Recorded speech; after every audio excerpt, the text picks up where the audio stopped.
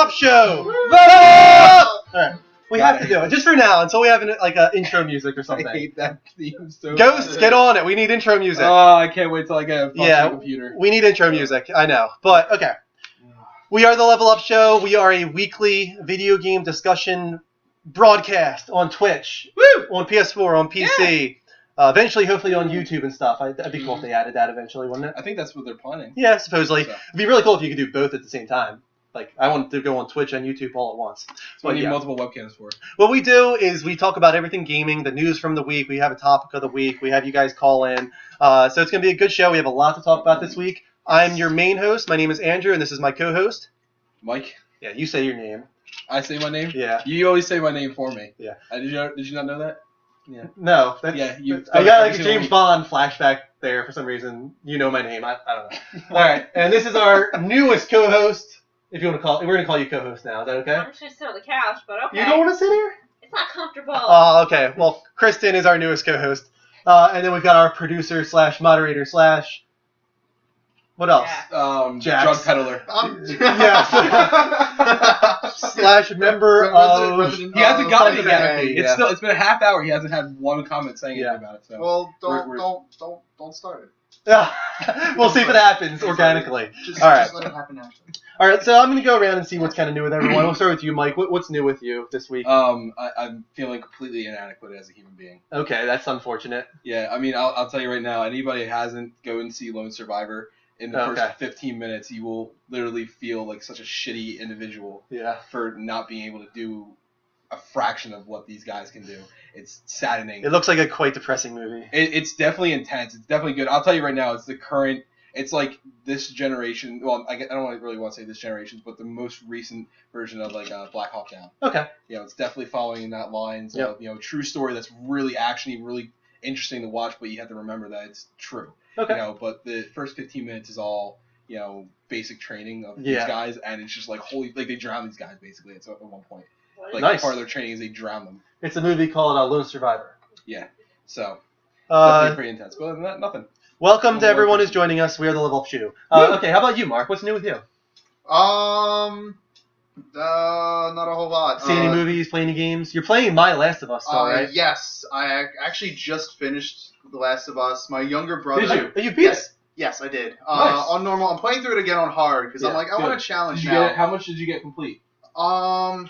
Remember 80 something. Remember how many of the items that you got? Complete. I think I got like 84 items. I'm still ready, champ. I definitely had you beat, dude. No, I had you finished with less than I did. I beat you. You were your first. No, playthrough? I am calling this one. You were angry because I had more than you. I am 100% sure. I'm angry because you beat it before me. I did do that as well. No, I was angry because you beat it before me. I got more items than you. I swear, I got more items. First playthrough? I got 100 and something. I had 111. Yeah, I had more than that. No, you did not. Yes, I did. Get the fuck out of here. All right. But how did you like it? I really loved it. A whole lot. I got really excited when you got to get on the horse, and I'm like, oh, cool, I can go places and do things. And then they kill it. And like, spoiler alert, It's been out for too long. All of my fun. In gruesome fashion. Not all my fun. But yeah, the game was favorite season. Really impressive.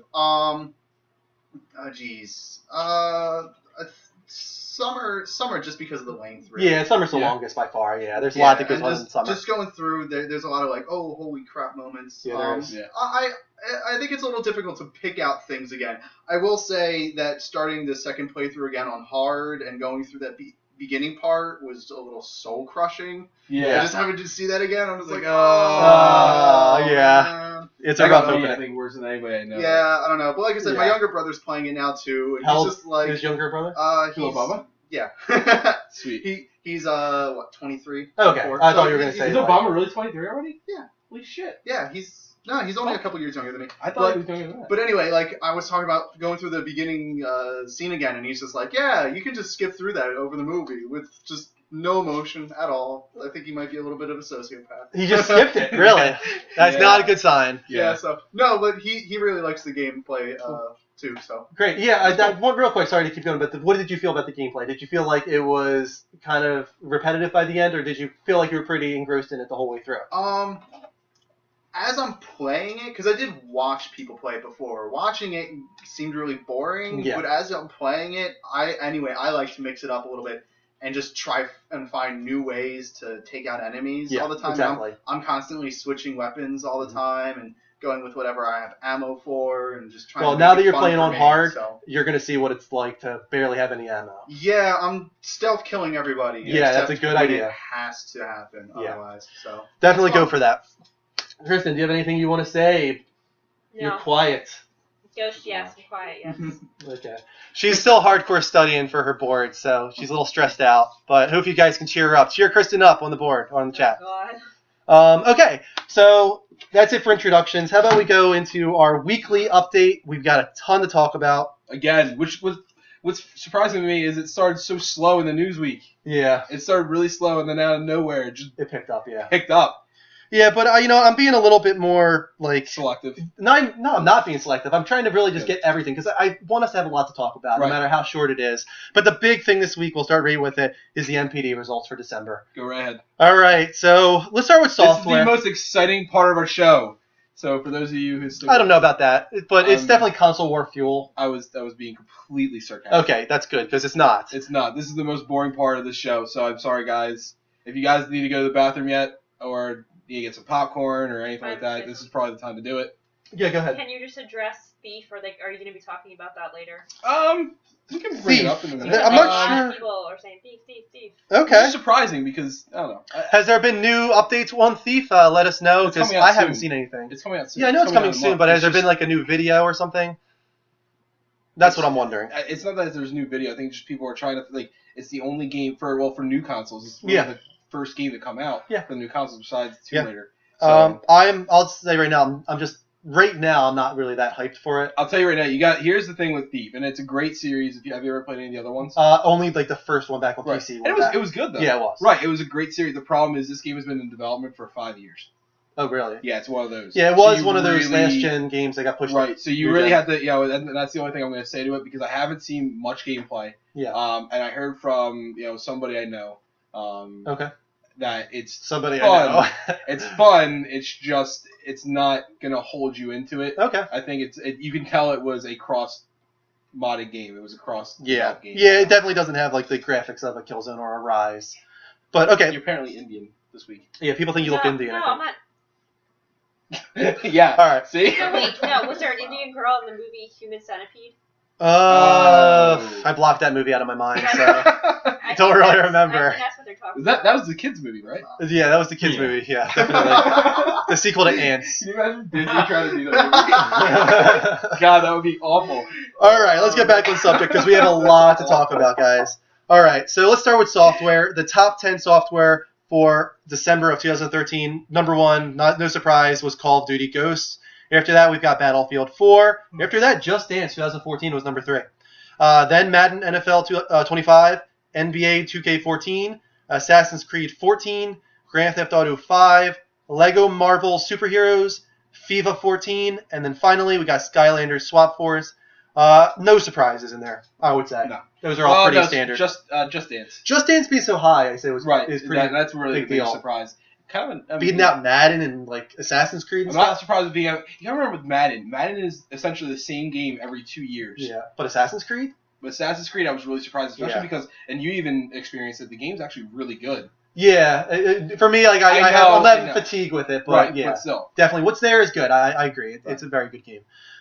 Let's go. He said Jagon said Ghost should be last. Yeah, and it's or maybe it shouldn't be on there at all. What number was it on there? It's number 1. Is it really? Yeah, Call of Duty Ghost is number 1. Yeah, number 1 game of December 2013. Let's go to best-selling games of 2013 entirely before we get to hardware. That's the big one. Because the thing is, there's a lot of numbers that hasn't been released for hardware. Right. They're keeping it close to the chest. The only one that released it was Microsoft, and there's a reason for that. So best-selling games of 2013. Number 1, Grand Theft Auto 5. Awesome. I'm all for it. Beat out Call of Duty Ghosts. Good. We have a new leader. Good. Call of Duty Ghosts was second. Then we got Madden NFL 25, Battlefield 4, Assassin's Creed 4 Black Flag, NBA 2K14, Call of Duty Black Ops 2, the game that released last year, is the number 7 best-selling game of 2013. It's kind of weird. Just Dance 2014, Minecraft, and then Disney Infinity. Is the final. Marine should be first. Yeah. Yes. Well, you know, Aliens Isolation looks pretty damn cool though. It does. Did we talk about that last week? A little bit for a minute. Or is that something that's on this week? But let's talk about it more this week because that looks really cool. Yeah. So finally, we got hardware. I think a lot of people are probably going to be surprised on this. I'm not surprised at all. Yeah, I'm not surprised either. But I think a lot of people for U.S. This is for U.S. Okay. only. That's what I was going to say. For December only. Number one was 3DS. Yep. With over 1 million. No official numbers, but over 1 million units for 3DS. Second was Xbox One. Xbox One is the best-selling next-gen console of December with 908,000 units. PS4 is after that. We don't know the official numbers, but it's within like 200,000. I'll tell you why in a second. 360 is after that with 643,000. And then you got PS3 and you've got Wii down at the bottom. Again, no official numbers, but it's speculated to be around 450. Supposedly, it did worse than GameCube ever did in December. What, Wii U? Wii U.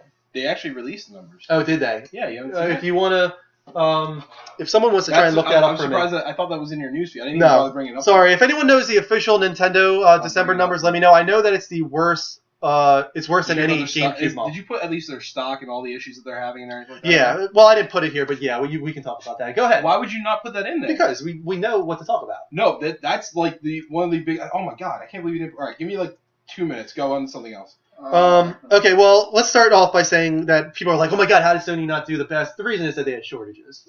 They sold every unit on shelf, and you can't find PS4, so that was the most they could sell in U.S. for the month because that's the most they had on shelves. Real quick, according to Jagon's comment, he said Switch PS4 is second, Xbox is third. It's not. It's Xbox in the U.S. Now, that's why I wanted to clarify that. Well, that's what we're getting into. It's the U.S. is number one just because of supply. Yeah. As well as, honestly, the U.S. is really a Microsoft country. Well, I know it's transitioning right now. Well, that's not true simply because Sony is still the best-selling console this year in U.S. Even though Xbox had a better month in December, they still couldn't catch up to PS4. PS4 still outsold them by like 100 to 200,000 units. Worldwide. For what was that? Worldwide. No, in U.S. 100% sure, yeah. So Sony still is in the lead in the U.S. That just shows even more now that Sony is just having shortages in the U.S. But we'll see what happens next year if Sony can start allocating more stock to the U.S. or if they're going to still try and spread it, unlike Microsoft, who is really focusing just on UK and U.S. Nintendo's statement a few days ago would imply that 3DS is somewhere near 1 million units, as I said, but we don't have an exact figure yet. The 3DS was the best-selling system, as I was saying. This was Wii U's best month so far. Yeah. And that's good. I mean, there's a lot of... That means it's above 460. Right. You have a huge back catalog. It's been a year. Yeah. You've had a couple really big games, especially this year with, Zelda and Pokemon and, everything. So there's a lot of reason to buy it. So Wii U, it's not doing as well as GameCube did at the time, so that's a little disheartening, I think. Yeah. GameCube was the lowest selling of any Nintendo console before this, I think. Am I right on that? I think I'm right on that. I think that GameCube was the worst selling. I'm trying to read this to make sure that I might be wrong. The thing is, a lot of people kind of say, well, this might be a good thing because when GameCube was selling so poorly, that's when Nintendo went into overdrive mode and started releasing some of their best games ever. Yeah. Really, like Resident Evil 4. They bought up Resident Evil. They needed to do it. But they were backed up against the wall. And what's funny is I was going to talk about that a little bit. Nintendo's follies. But I think I'm going to say that for the next week and see how they handle the rest of this week. Yeah, sure. But, yeah, so Xbox One, best-selling game system of the new gen. This is actually, I'm sorry, this was the only thing I found now. They changed their forecast. Did you get that at least? Okay, so I'm just going to read this straight off. This is off IGN. In an earnings release, President Satoru Iwata explained that the company now expects to sell 2.8 million Wii U consoles by the end of March, down from estimates of 9 million. Right, that's what I'm saying. I'm surprised you didn't have any of that. God. So basically what happened was they had, and that's not an unreasonable number. No, it's not an unreasonable number at all. Especially if their console was actually doing well, but it's not. So that cut it in literally a quarter. Yeah, they're estimating about a quarter. Let's give them the benefit of the doubt, a third. Yeah, they're expecting to sell a third of the amount that they originally planned. So not only did that happen. That's hardcore. Right. Not only did that happen, then the next day, their stocks fell from, I think it was like almost $18. It was at $17.96. They fell to $14.89. That's huge. It only sounds like $3. That's a huge I'm going to talk about this amount. later. This is more meant for a story later that I have in here about the future of Nintendo, and it also relates into our unrealistic wishes and dreams for the generation. There's a lot that we can talk about with Nintendo right now. I'll save it for later. Let's just move on to the next Surprisingly, that's not the lowest it's been, actually, just so you know, too. That's not the lowest it's been? Okay. $14.89 is not the lowest it's been. Okay. So we've got a new rumor. Halo movie is in production, supposedly. Hasn't started filming, but it's in production. The producer is Ridley Scott. Well, this is what came out, so keep going through this, because this was... Ridley Scott of Alien fame, obviously, and Prometheus, so he's got background in this subject matter, which is cool. And writer is a guy named Paul Schering. He's really just known for Prison Break, actually. The first season, the good season of Prison Break. Now, so, on top of that information, it was also, I think, Microsoft actually came out and said that they are not... No, the writer for the Halo movie wrote the first season of Prison Break. Supposedly, these are all rumors, but supposedly that's what's happening right now. Right. Well, I mean, Microsoft did come out and say that they're not working on a Halo movie. Well, I mean, they might just be saying that. Right. I want you to. This is a rumor. This is a rumor. It's a rumor. And yes, they are working on the show. It's with Steven Spielberg. Yeah, that is. We're talking about We're talking about like an actual something we wanted for years. Yeah. Back before District 9 came out, and everybody thought it was a Halo movie. And they thought Peter Jackson was involved. And all that stuff. This is back to those original rumors from years ago, but. The difference is, they're still talking about it. I think now, like, speculation came up. Someone said something about, wouldn't it be great? And Microsoft came out and said they're not working on one. That's not in their plans. Yeah, I don't think that's ever going to happen, especially with the way Microsoft is run right now. Yeah, just because what was it, Neil Blomkamp or whatever, however you say it. Blomkamp. Yeah, I mean, sounds like Pokemon. Yeah, right. Yeah, he just said it was so bogged down with too many executives interfering for there to ever actually be a Halo movie. And Microsoft is never going to be a company that lets off and allows somebody to run away with one of their IPs. Yeah. Well, now that we have a TV show in the works, this might be a little bit of a change of momentum for that being a possibility. No, I'm not really sure how. I mean, everybody's like, Steven Spielberg. I don't really know how he's. He just has his name on it, right? I don't really. And plus, on top of that, I don't really know what it's going to be like. No. Like a Halo Steven Spielberg take. Yeah, well, I mean, like it's just. We'll see. I think you'll see before the end of the year what that's going to look like or the vibe that's going to have. All right, another rumor. I think people are really excited about this because of what it could mean. Yep. Obsidian has a game announcement for San Francisco GDC 2014. Now, what did Obsidian work on? Tons. They what was their last one they worked on? They worked on I can't think of the big thing I'm thinking of is New Vegas. Yeah, but they worked on what was it? Well, that wasn't their most recent one. No, that wasn't their most recent. But that's what makes this exciting. Right, and so that goes into the rumors again of Fallout 4. Well, yeah, or a possible New Vegas spinoff again, maybe. Which is what they're talking about. But what's really exciting about this to me is that this could mean maybe Bethesda is still having their own freedom to start a new IP, something really new and creative, while Obsidian, who did New Vegas, and a lot of people really love New Vegas, is working on the new Fallout 4. I need to figure out what the name of that thing is. What happened here, the way this kind of leaked about, I think, is that they had a new hire at their company. And he posted something on... It was like on LinkedIn or something like that, kind of saying that like this person has these duties, but also is involved in a game that's going to be announced at GDC 2014. So Obsidian has some big announcement. There's definitely potential for it to be Fallout 4. Celtics fan saying, I want to see a Last of Us movie. We'll play the game. It basically is a movie at times. It's really, really well produced, I guess you could say. It has really great production value, really great voice acting and motion capture. You almost don't even need a movie. Just play the game if you haven't. It's a really great game. My game of the year last year. All right. Do you want me to move on to the next story while you're? All right. I'm just gonna be obsessed with finding out what the title is. This is kind of something that's been around for a little bit, but we haven't talked about it really hardcore yet. Is China lifting their ban, their government ban on gaming consoles? It was.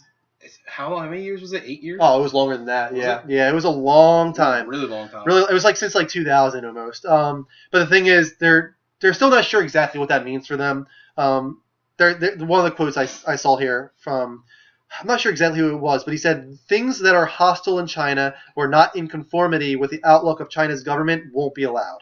Right. He's referencing like non-admissible games. So there still might be a lot of like kind of security there, like what's allowed into the country as far as what kind of games. Thank you. South Park. They worked on South Park? Yes. The Stick of Truth. Yeah. Oh wow. Okay, Yeah. I didn't know that. Thank you. I couldn't think of what the fucking thing was. Someone probably posted that in the board like minutes ago. We probably just missed it. But yeah, Obsidian might be working on Fallout 4. We'll see what their big game announcement is at GDC 2014 in San Francisco. So yeah, China releasing this ban could mean an entirely new market. I mean, consoles were still getting there through like black market, if you want to call it that. Right, but the problem was it wasn't easily obtainable to get the popular game. You can get the most popular games that were sought after or anything like that. But plus, on top of that, think about like just not even the game consoles themselves, but like even PC gaming. Yeah. A lot of those were banned too. Yeah. So now you can get games like League of Legends legally and stuff like that, which I know over there will probably be huge. I mean, really, like China has, 2 billion people in it or more? It's like above 2 billion people. Huge. So this is a pretty big market for gaming to enter into that wasn't officially condoned until now. And still isn't officially condoned necessarily. There might be some wording there to ban a lot of stuff. But let's move on to the next story. SimCity 5 is having update number 10. Guess what they're finally allowing in SimCity? Offline gameplay. Yeah. Woo! A year. How much time have people been wanting this? It's been like a year. Was it really almost a year? It came out last year, right? It was in, what was it, March? That was like April? Early 2013. I'm just trying to recall. I think it was March or April, so it wasn't fully a year. Not full year, but it's been like 10 months probably. So, Kristen, why are you wearing glasses? You should do that like America, that's why. Because it's America. That's a reason. You should just go. Okay. Never mind. Don't ever do that again. But the thing is, really, I'm not that kind of girl. They said this wasn't possible at the beginning. They're saying the way we developed this game, it doesn't support offline mode for a reason. Then they had people modding it and hacking it to think, no, this is perfectly possible. It's right here. It's easy to do. Are we really surprised that they lied about that, though? No. But here's the thing. It's not that we're surprised that they lied. Oh, I guess I am. I am really surprised that they lied. Even though they're in the running for worst company of the year, third year running. So EA. Yeah. Which I don't. You know what sucks about it is that EA has done a lot recently to. They had a bad year. They did this year. NBA Live, Battlefield 4, and SimCity. What about NBA Live? I didn't hear about that. It's just a disaster. The game is terrible. They supposedly now that they released it and it did terrible, all of a sudden the developers are going in like, oh yeah, we only had like 9 months to work on this. Like, don't blame us. Like, really, we only had 9 months. Pretty much like this is your apology so. That you only had 9 months to work on it. Wow. Like they're doing a whole bunch of apologies this year, pretty much. But sorry for Battlefield 4. Sorry for SimCity. Sorry for NBA Live. Like they really have had a bad year. Huh. This is a bad year for EA. They probably deserve it more this year than any other year, I would say. Yeah. So we'll see what happens. I think we say that every year. Yeah. I just, you know what the thing is, I always, I just really hate Activision. I really do. More than EA. Okay. I think they're so much sleazier. They're like the oil industry. They suck up all the oil in that location, and they're like, okay, we're done with this. Moving on. Right. Did it with Tony Hawk. Did it with Guitar Hero. I'm sure they'll do it with Call of Duty. They'll do it with Destiny. They'll just milk it dry. Get everything they can out of it. 13 viewers? We might have had a connection problem and lost some people. I think somebody mentioned Twitch just died. Okay. It went down to 0 for a while. Okay, hey, 48 people. Woo! Back. I just need to mention it, apparently. And we're going back in time. No, we're not doing that anymore. All right. What was it? I'm gonna have to blast that. Can you? What was the other song? Oh, Sister Studio. Can you get Sister Studio? Anytime I hear Huey Lewis, I just think of American Psycho. Okay. And I just see. Is that what he was playing when he was back? I don't think he was not back in time. No, he was playing back in time. Studio. What was it? I don't think it was Susa Studio either. He was talking about it. Jared Leto has very bad luck in movies. Have you noticed that? Yeah, he was just nominated for Academy Award. What are you talking about? No, but I mean, like, he gets his face Twitch is twitching. Okay. All right. But anyway, what's cool about this is now that it has an offline mode, people can mod it like easier, and we might actually get maps that are not the size of a town. Debating going home and getting it. Yeah. So let's actually have cities this time and not towns. Let's go with that. The problem is they said it's still not possible to make the cities any bigger than they are. Well, maybe with a really cool mod. With a mod, yes. I'm talking about like EA themselves. Yeah, they won't officially support it. Yeah. And it wasn't EA. Let's be real here. It wasn't EA that said any of this. It was Maxis. Yeah, that said all this stuff. All right, so let's move on to the next story. Last of Us DLC details. I mean, how long are we past The Last of Us? And still, everyone is just talking about The Last of Us all the time in our chat stream. So people are excited for this. It's called Left Behind. And there was another clip that was released. You can find it on IGN. Plug IGN there. But more information is that it's going to be $14.99. I think people are a little disappointed in that. Not $10. $14.99. It's releasing on Valentine's Day. Did they say the length of this, by the way? No, they haven't. See, that's the thing that you have to look at too. I'm expecting 3 hours probably. I'm actually expecting a little bit longer than that. Okay. I'm expecting because the game itself was like what, 15? No, I mean it took me 21 hours the first time I played it. So it was longer. Yeah. I'm actually expecting like an 8-hour game out of this. Okay. 6 to 8 hour game. Well, I would say probably not, but I would be happy with 4 hours to be honest with you. But with the amount of development time that they have and the price tag, I would say. Let's see. I mean, it's a story-focused game. If we're talking about a full-price retail title being $60, which is 4 times 15, if it's a 4-hour game, that's about 16 hours if you had a full retail game. So I'd be okay with that. I'd be okay with 3 to 4 hours. That's just me. But no word on trophies yet. But I can almost guarantee that there will be trophies. So that's pretty cool. Ghost Games actually asked is Last of Us part of PS Now. It is. It is. That was actually the one game that they showed off. Well, one of the 4. They have 4 of them, right? There was The Last of Us, Beyond, Puppeteer, and I only knew of Last of Us and Beyond. God of War. God of War was the last one. War. Yeah, there was 4 games. God of War? I think to show off that the latency is so low that you can really play a game like God of War, which is very much a Twitch type, It's like action game, hack and slash. Last of Us is a good way of showing like a slower type of gameplay. God of War definitely more quick paced. So there was an interview with Yanni King. Again, this is on IGN. I don't want to steal this. Who is the voice actor for Riley? And here are some of the things that she said about her character. She's a mentor to Ellie and helps her explore and see different sides of the world that they live in, and doesn't really like following authority blindly. She's not interested in just doing whatever she's being told. So that's what pushes her in the direction to become a Firefly. So that's her kind of her goal. She probably influences Ellie in that regard.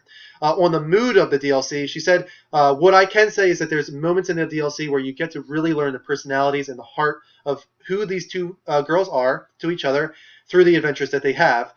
She also goes off to say that it's actually more fun than it's not really as dark, it sounds like. And then we got a vibe of that with the carousel in the first showing, that they're kind of going into a carnival. There might be a little bit more of a more lighthearted vibe to this, which ends in disaster, I'm sure.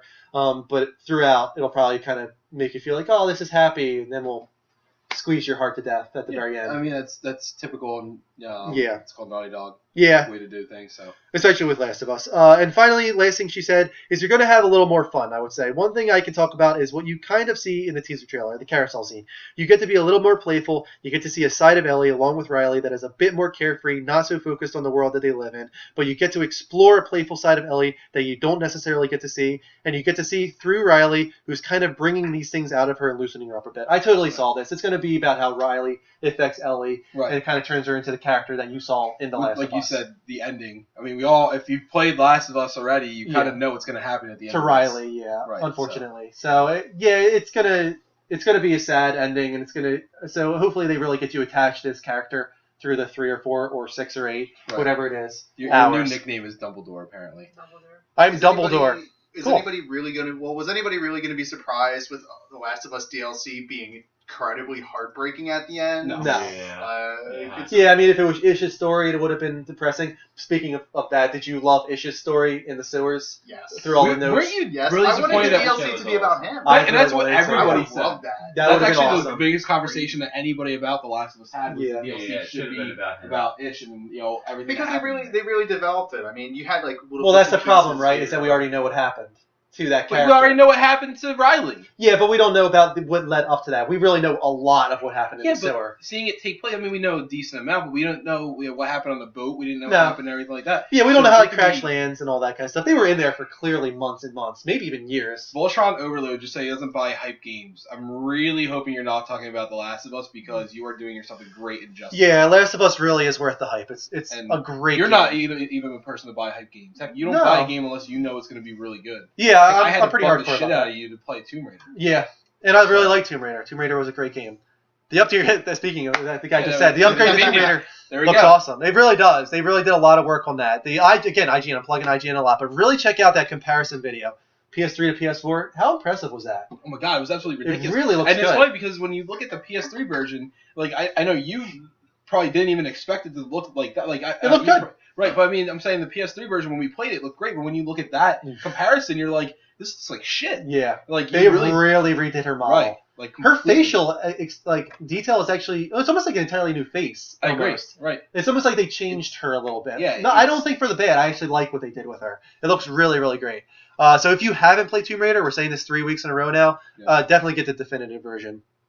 So that's all of your Last of Us DLC news. Again, that's out February 14th, which is Valentine's Day. Kind of a weird day for it to release, but I guess there's probably going to be a little bit of a lesbian relationship there. I'm not serious. Okay. I was like, are you really going there? No, I doubt it. But maybe that's kind of what they're going for a little bit. Maybe it is a little bit of like a loving relationship between these kind of sisters. I think it was just sisters. I think it was just a sister. Yeah, a loving sisterhood relationship, maybe. Creeping me out there right now. I'm sorry. I'm creeping people out. Why am I called Dumbledore? I'm confused. I don't know. Creeping people out. Apparently you were because you're a wizard. I don't know why you're a wizard. Because you're knowledgeable. You're a wizard. Oh, okay. I'll take it. You're a wizard, Harry. Yo, I'm a wizard, Harry. Can I say I'm not the wizard. Can I say I watched the last Harry Potter movie. I watched like them all in the past month, and I just watched the last one again the other night, and I got really depressed that it was over. Yeah, that's a great series of movies. It Really, is. and books. And books. It's awful. The feels are. It's just. Using the original John Williams score at the end to the book end it. Yeah, it was good. That was a great final movie. Sorry. A lot of people didn't realize this. What is that? That looks like a Mario level. It does. That's impressive. However, Yeah, it's Did you see that? Well, yeah, it's. I don't know. I don't know what the heck that is. That's even that weird on his thing. geeky gamer girl is hot. Nice. You're getting. That geeky gamer Wait, girl. and I talk about me or you? You. Okay. What? All right. Moving on. A lot of people didn't realize this that during what was it? The CES. There wasn't just one streaming game service announced. No. There was actually more than one. Yeah. A lot of people don't know that Toshiba announced a service called Game Now, which is their TV streaming game service. It's only for PC titles at the time. There's no details on price. But it was playable supposedly, and it wasn't that great. It was playable, but it wasn't playable. Polygon, I think, is the only one I saw that actually commented on it, and they said, it's not near as good as PlayStation Now. It's very laggy. Yeah. So a lot of people are kind of talking about this, like, oh my god, now PlayStation Now is competition. I really wouldn't say that. PlayStation Now doesn't just do TVs. It's such a wide range of devices. Right. And it sounds like they're going all in on really making this a low latency service through Gaikai. With hopefully a great price attached to it, which we don't know yet. Oh, I tweeted about this. Did you see my tweet about Weekend Confirmed? It's a podcast, and they were discussing PlayStation Now, and they were talking about it. Oh, yes, yeah, I did. That's absolutely ridiculous. And they said, okay, and they were talking about price, and like, oh, well, we already know what the price is going to be. And the guy's like, what are you talking about? He's like, Netflix. If they go anything above the Netflix price, it's original, or ridiculous, I'm sorry. And they're like, it better be $9 a month, or it's ridiculous. I'm like, you said $8 this is, or sorry, $8 a month. Like, that is ridiculous. Yeah. Do you honestly expect a data streaming service on the level of gaming with of such a wide range of devices, and we don't even know how many games? And how do they know that that's going to be the price? But it just blew my mind that they were writing it off, pretty much. If it's more money than that, I was like, well, I guess it's written off for you guys. Right, I guess you guys aren't getting it. If this is $8 a month, I will scream. Speaking about other podcasts, you want to do a shout out to two podcasts that are now following us? Which ones? Well, is there any following us? Jamie. Oh, well, you mean streams. Yeah. Jamie Station. Thank you for following us last week. Sunday at 7 followed us and joined us last week. Jamie joined us last week. Anyone else, if you have your own stream, please put yourself in the comments. We have no issue with you advertising your stream as well. Let's all do each other a favor and try and support each other and get each other some viewers. But right now, all I can think of Sunday at 7, which is on Sunday at 7, and also Jamie Station, who's on all the time and does a lot of really cool stuff with Battlefield and a lot of other stuff. Okay. So yeah, Toshiba Game Now. I wouldn't be too excited about it. Be excited about PlayStation Now. That's a big one to be excited about. Exoil's back with us. Exoil! Thank you for being my Don't Starve coach, which I call him. And no, I almost did today.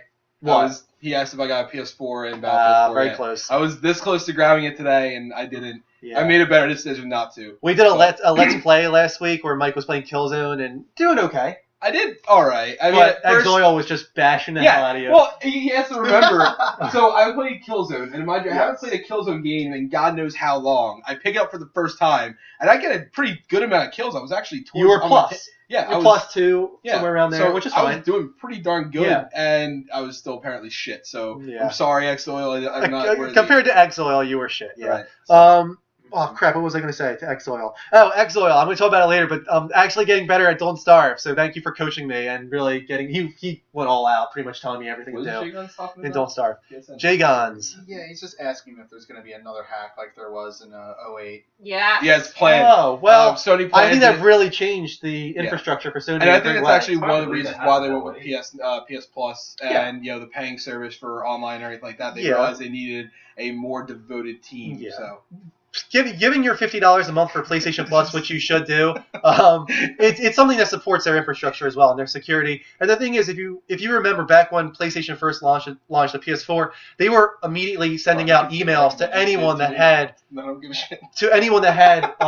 kind of curious like stuff happening on their account. If there was any curious stuff happening on their account, you got an email saying change your password. Me and you, I think. Got it. So I think they're really on top of that right now. I hope they stay that way. I would say right now I wouldn't expect a hack of that kind.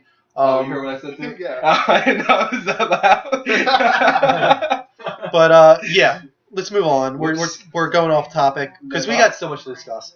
A lot. Yeah, like 2 weeks ago. Alrighty. Outlast confirmed as the February PlayStation Plus title. I think people were asking about this. Outlast is going to be the first Kristen plays game. I really hope so. We really want to get Kristen to play Outlast. It's going to be definitely an awesome game for her to do. That is a great game to add to a PlayStation Plus. Don't Starve is already a great game for January. Now we got Outlast for February and maybe Drive Club for March. So possibly, but I heard they were talking about pushing it to April, May. Okay. But right now, I think they're off to a great start with their 2 PlayStation Plus titles. Or 3. Or 4. 4. Now Resogun. Yeah. Contrast. Which is not in PS Plus to download still, and I'm really mad at myself for not putting it in my Don't Starve, cart. and now Outlast, and maybe Drive Club eventually. Really great start to PlayStation 4's PlayStation Plus offering. Plus PS3 is still going fucking strong. Bioshock Infinite, Devil May Cry, Brothers. You said, yeah. Tiny Brains. There's so much to get. Smooth. Voltron says no, Smooth MIC said he keeps dying on day 1 and don't starve. Okay. That's pretty bad. Okay. Why? Is that supposed to be a joke? I don't know. No, I was just confused. If you're dying on day 1, you have something you need to figure out. Probably that you need to build a fire and survive the night. That's pretty much the gist on the first day. Is collect some grass, collect some twigs, build an axe, chop down some trees, get some logs, and make a fire. That's pretty much the gist for getting through the beginning. You need to collect rabbits, too. Yeah. Rabbits to eat and cook over your fire. You need berries are better. Berries are good, too, yeah. And feed the hogs to the pigs. No, feed the rabbits to the hogs, you mean. Okay. No, that is a good advice because they actually are nice to you if you do that. They will follow you around and defend you. The pigs are like they're kind of slow in the head. They say me want beef and back off and stuff like that. They have very low IQ, I think. Right. But you can use that to your advantage and give them meat and be like, oh, me follow, and they'll follow you around and defend you. It's kind of cute. They become your pet. God, we're so off. They already tried to ban us, but we're good with them. We're safe. Yeah, I think Twitch is supporting us now as far as not banning us. They recognize our name and are like, yeah, they're cool. Yeah. They talk games for the most part. Right. They do. We gotta get off track. He's pretty good at Don't Starve. Yeah, he's a pro. I wouldn't say that. There's some guys in day 200 and above. Really? I'm at day 27 now, which is almost my record. Day 28 will be my record. All right, sorry, we got to move on. Anyway. All right. Outlast PlayStation Plus Game of February. Moving on. New Sony PlayStation advertisement shows a more cohesive feel for the company. Did you see this? Where they kind of show all their branches working together. Yeah. Something that we've always kind of hoped. Right. That Kaz Hirai was their biggest issue. Yeah. That was their biggest downfall ever. I think ever since Kaz Hirai became the new president of Sony, he's really done a great job of pushing this. He's trying to get computers, TV, music, PlayStation, obviously, all combined into one service that supports each other. We've already talked about that. I don't know why he's going check out that advertisement. It was shown during one of the big football games recently, which I think was also a really great move. The problem is, as great as that ad was, they still don't work together as a cohesive company. They're getting there. They're getting there, possibly, Yeah. but I'm telling you right now, they're still individualistic. It's tough for one company to use something from another one. So Microsoft had a new Xbox advertisement too that was kind of a little weird. I didn't see it yet. It was kind of like mature, like more mature than I thought it would be. Kind of just in nature, just like the way it has this like main character moving through all the games, kind of, and it was a little dark and like almost like gory to it in a sense. And I was like, oh, okay. I think people thought it was cool, but I definitely don't think it's for everyone. It's going to appeal to an older demographic. Right. So yeah, both Sony and Microsoft have new advertisements, kind of advertising their brand, really trying to push their brand. Check those out. There was a interview with Capcom where they came out and said that PS4 and Xbox One have 8 times the development time of last gen titles, which is that's pretty hardcore. A lot. Yeah. And people are always complaining like, "Oh my god, I pay so much money for games. Games are too expensive." You got to remember that there's a lot of time that goes into these things, and that's why you personally don't buy used games. No, and to think that we're still at $60 and it could be costing them a lot more budgetary wise, that's great that we still have a $60 price tag and a $400 system when costs are going up. The thing is that they are finding ways to improve that. They have their new system, their new what's it called, like pan array that was shown off for Deep Down and MT Framework. Supposedly that does cut their development time in half after that, so it's almost more like 4 times. So there's a balance there. New systems are causing them to need 8 times the time, but new engines are helping with that. So 91 people, woo! Once we get to 100, wow, you look like your dad. Yeah. I'm already kind of lightheaded for some reason, to be honest with you. Weird. I'm not feeling so great. I'm getting lightheaded. Oh my God, I need to drink or something. Take your jacket off. No, it's not that. I'm just I'm talking too much or something. Kristen. Don't you know this? Would you rather him pass out? Yes. Did you eat? I'm getting pretty dizzy. Did you eat? Really? Yeah. Oh my God. HBO Go Well, coming to PS4. Yeah, Oh, is that official? I want a PlayStation 4, or are you asking that? Because I really hope it's official. I know they're planning to because They're it's planning coming it, out to PS3. Yeah, if it has an official date though, let us know because I can't wait for that to happen. Well, they did say I think it's PS3 and PS4. I want to watch The Wire, and I want to watch it on the big screen because you can only watch it. Yeah, that's right. That was not something you should have done at all. Oh God, not something you should have done. You need to eat it. It's potassium. Oh my God, this is gonna be great. All right, Because the thing about The Wire is you can only watch it on HBO Go. You can't watch it on demand, which sucks. So I'm waiting for them to have it on the big screen for me so I can watch The Wire in full, which I hear is an awesome show, one of the best ever made. I want to watch it through PS4 on HBO Go. Did anyone say if it's coming soon, Mark? Well, I saw HBO Go? HBO Go I haven't heard on any PS3 and PS4. I haven't heard anything. If you guys have, let us know. I have, and I'm trying to find it now. Let's move You're on. slacking on news this week, man. You're usually more on top of this than I am. Well, I don't think there's an official date. I just think he's kind of asking. No, they said something about it. Alrighty. Bam, right there. Oh, click on it. Tell me what the date is. All right. Moving on to the next topic. Titanfall, tough to market, says Drew McCoy, who's one of the guys who works for Respawn. Okay, so there you go. Who cares? If there's no date, I don't care because I knew it was coming. I think we all knew HBO Go was coming. To PS3 but they actually said it is now official. HBO Go is coming to PlayStation 3 and PS4. Right. So what do you think about this? Drew McCoy, who's a small developer for Respawn, who's making Titanfall, he said that they're having a very difficult time trying to figure out how to market this. Yep. They don't have a single player necessarily. They have multiplayer. But I think a lot of people appreciate showing pure gameplay as your marketing. Right. Some people are like, I don't want to see these CGI story clips and stuff. Show me gameplay. Right, and that's exactly what it is. I think you're going to see a lot more commercialization on what the games look like in game than relying on these little movie segments and everything like that we are now. Yeah. How many times have me and you seen a game preview or something like that at E3? And I'm a sucker for it. I'm not even gonna lie to you. More than you are. And you kind of like almost make fun of me in your head a little bit in a way because I get all excited for a game. I'm like, oh, this game's gonna be awesome. And then it's like the more you're like, oh, I'll wait to see what it is. And then the more it comes out about it, you're just like thinking to yourself, like, really? You think the other game is going to be really good? They drag you in on those CGI announcements, like the Batman Arkham Origins and stuff. That one didn't get me. And I think I'm starting to learn my lesson now. I think I really am, but they really need to start showing stuff like that. So, Division getting pushed back to 2015. I'm not surprised about that. Is that official?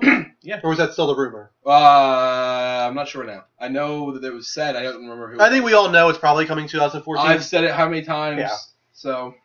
But what happened if you didn't know? is one of the guys kind of that works for Ubisoft, whoever's developing that game, said that they really haven't started the story, like single player experience yet. They have a great engine up and running, ready to go, but they just haven't gotten to that point yet. I think they're focusing on Watch Dogs and whatever this year's Assassin's Creed will be, probably a PS3 and a PS4 Assassin's Creed. So they've got their hands full. Division might be their big 2015 title. Yeah, it's unconfirmed right now. It's unconfirmed right now. You've been looking? I just looked it up now. Thank you to Mark for looking it up. But yeah, Titanfall, I don't think they're gonna have any issues. I think don't worry about it. You might think it's tough to market, but I think people are really appreciating your gameplay focus on marketing. Keep it up. Keep people excited about your multiplayer experience. I've seen a bunch of random clips that even though it's like online matches and everything like that, you just put that into a commercial in the right way, it's perfect. Yeah, that's the thing is when it comes to a commercial, what do they show? I think they could try and show. Have you done the Killzone story mode?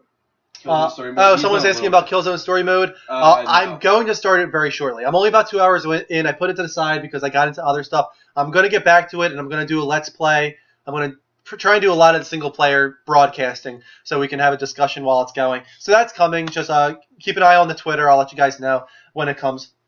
Let's move on from that. Feeling better. I just ate the banana, so let's give it like 5 minutes. The magic banana? But no, actually, kind of a little bit, to be honest with you. Now he's just trying to be nice. No, it did help a little bit. That is what you said. I think I was actually talking so much and not taking a breath that I was getting lightheaded. I'm not in tonight. I'm not even gonna lie. Yeah, like I'm non-stop talking, and it's like I don't have time to breathe. All right, I should take a moment. Black Tusk. Wait, just stop for a second. Why? Oh, she wants me to breathe. Or are you doing yoga now? I don't need to breathe. I'm double door, bitches. All right. All right. Black Tusk, who is with Microsoft, they said they're working on a new IP that they haven't shown off yet. I think it's rumored to be kind of like a psy-ops type, like a what would be the word? Kind of like spy agency type stuff. You know what I mean? Splinter Cell, but not quite as stealthy. But they're kind of saying that it's going to be actually a very character-driven thing, like almost like a linear, like Last of Us story-based thing. No name to it yet, but it's one of the big exclusives that you can look forward to on Xbox One, maybe this year. They haven't shown it off yet. I have a feeling they're going to show it off very soon. All I keep hearing is that from Microsoft themselves that this is one of their big, exciting announcements that they really are looking forward to showing off. It's going. They say, quote, it's a hero's journey. I have a feeling it's going to be their really big story-focused game in the future. That's going to show off the hardware, like big graphic showcase. So I think that's no. I bet it doesn't even have online. It's going to be just all about the experience. Story, just a big, cool experience. So I hope they announce that at GDC. I think that could be the moment for that. That's one of their big ones this year. Because a lot of people are like, where's Xbox One's games? Like, all we know is Titanfall. We know about PS4 exclusives, but we really don't know anything about the Halo 5 and Titanfall, pretty much. Right, that's pretty much all we know about so far. So they need to show off. I don't know if Quantum Break is this year. It might be. I thought they said well, at least it was planned at this year. I hope so. That would be another great one for Xbox One this year.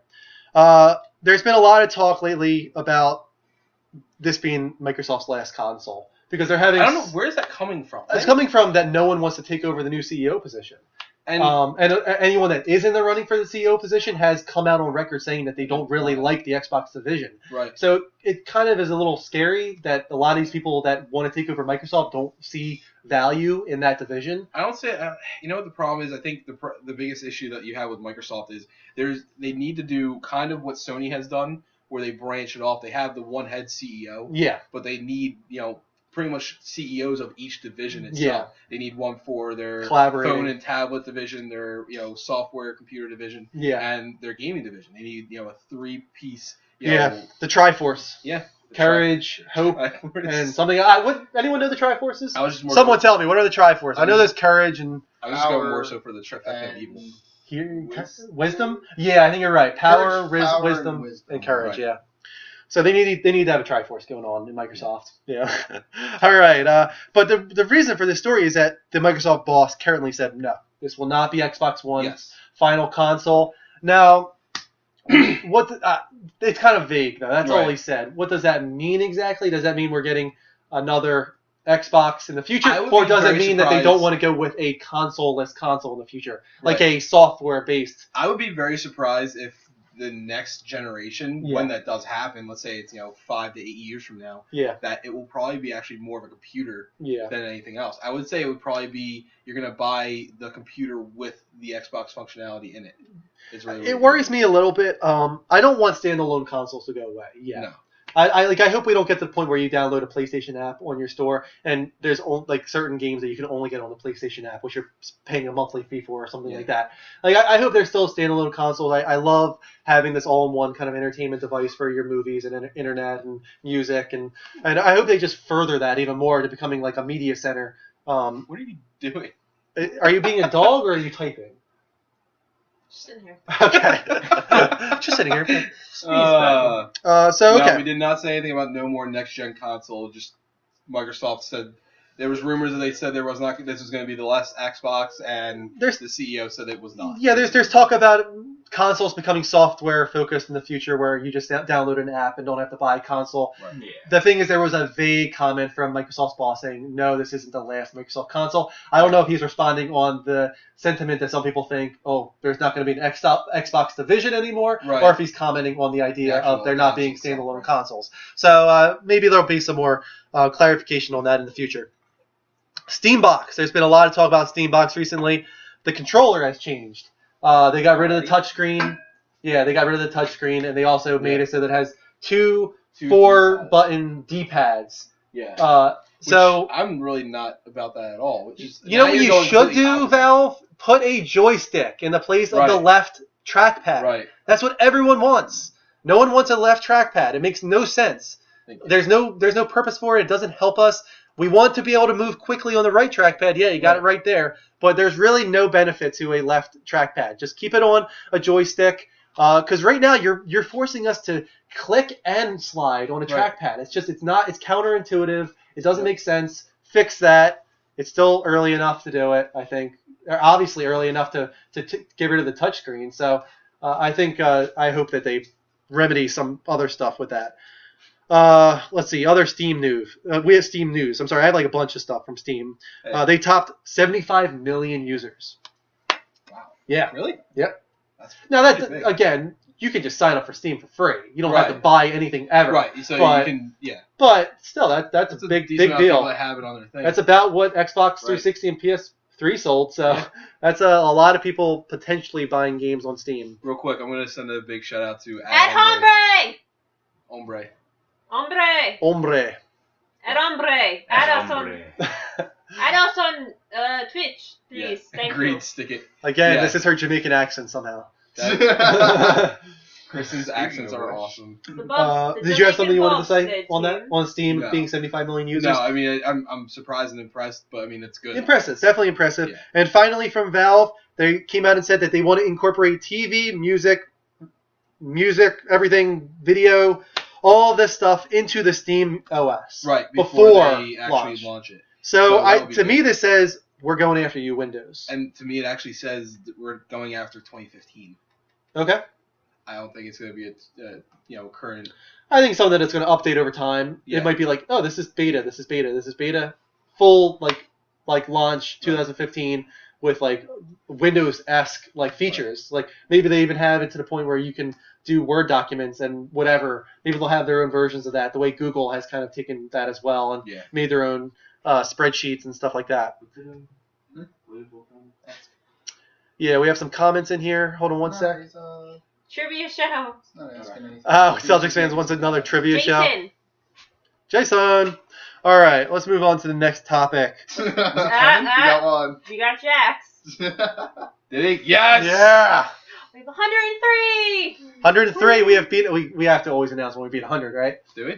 I guess. Yeah. This is where it drops down right below 100. I thought we were actually going to just announce that we got more than what we got last time, which is 128. 128? Okay, let's see. See if we can get to 128. Sure. You need to bring a bottle of Captain Morgan. Okay. What's that song? You do a shot of Captain. Yes, that needs to be our new game. What? Every time Mark or Kristen gets told, if she gets that, looks like Deb, and if he gets that, he looks like Jax from Sons of Anarchy. They both have to do a shot. Okay. Works for me. Sounds good. I have to drive home. Yeah. We can drive you home. The couch looks comfortable. Right. So. It is. It is very And comfortable. Bogey will lay with you all night, and he won't jump on you or anything. Yes. Okay. More Xbox news. Multimedia executive Blair Westlake resigned from his position there. He said it was due to changes in the direction for the company, saying that he doesn't feel like he fits anymore. Right. That's And a little bit actually worrisome, but then, he didn't seem to have like harsh feelings for Microsoft or anything like that. you know what he actually even said? Did you read the whole interview or just Yeah, clips? I did. Where he said it wasn't that he didn't like where it was going. He just said his expertise didn't fit with what they were doing. So what So- does that mean exactly? Because the whole idea behind Xbox One is that it is a multimedia device going with all-in-one. Are they kind of taking this backlash that they're having and considering focusing more towards games now? Yeah, I have no What idea. does that mean? Does that mean that they feel like the media functionality that they've had so far was a bad direction for the company? It just makes me question exactly what their future is in the multimedia space, and I thought they had this kind of figured out because that was kind of what Xbox One was all about in the first place. The funny thing is, I feel like some of the issues that they have as far as getting a new CEO, have to do with this conversation. What? I still don't know what Kristen's doing. Stephen Hawking. What? What? We have a troll in the room. I Oh my apologize. god. What happened? Who's the I troll, said we have a Kristen? troll in the room. Who? We apologize. Oh, this one? Yeah. But yeah, no. I definitely have to think that between them not being able to find a CEO, definitely has something to do with not only something to do with this shakeup and everything, some of the other shakeups that are going on within Microsoft internally. There's a lot going on as well internally as what over there. happened, back at E3 and with the console launch and everything like that. I think people are worried that they don't know how to find their place.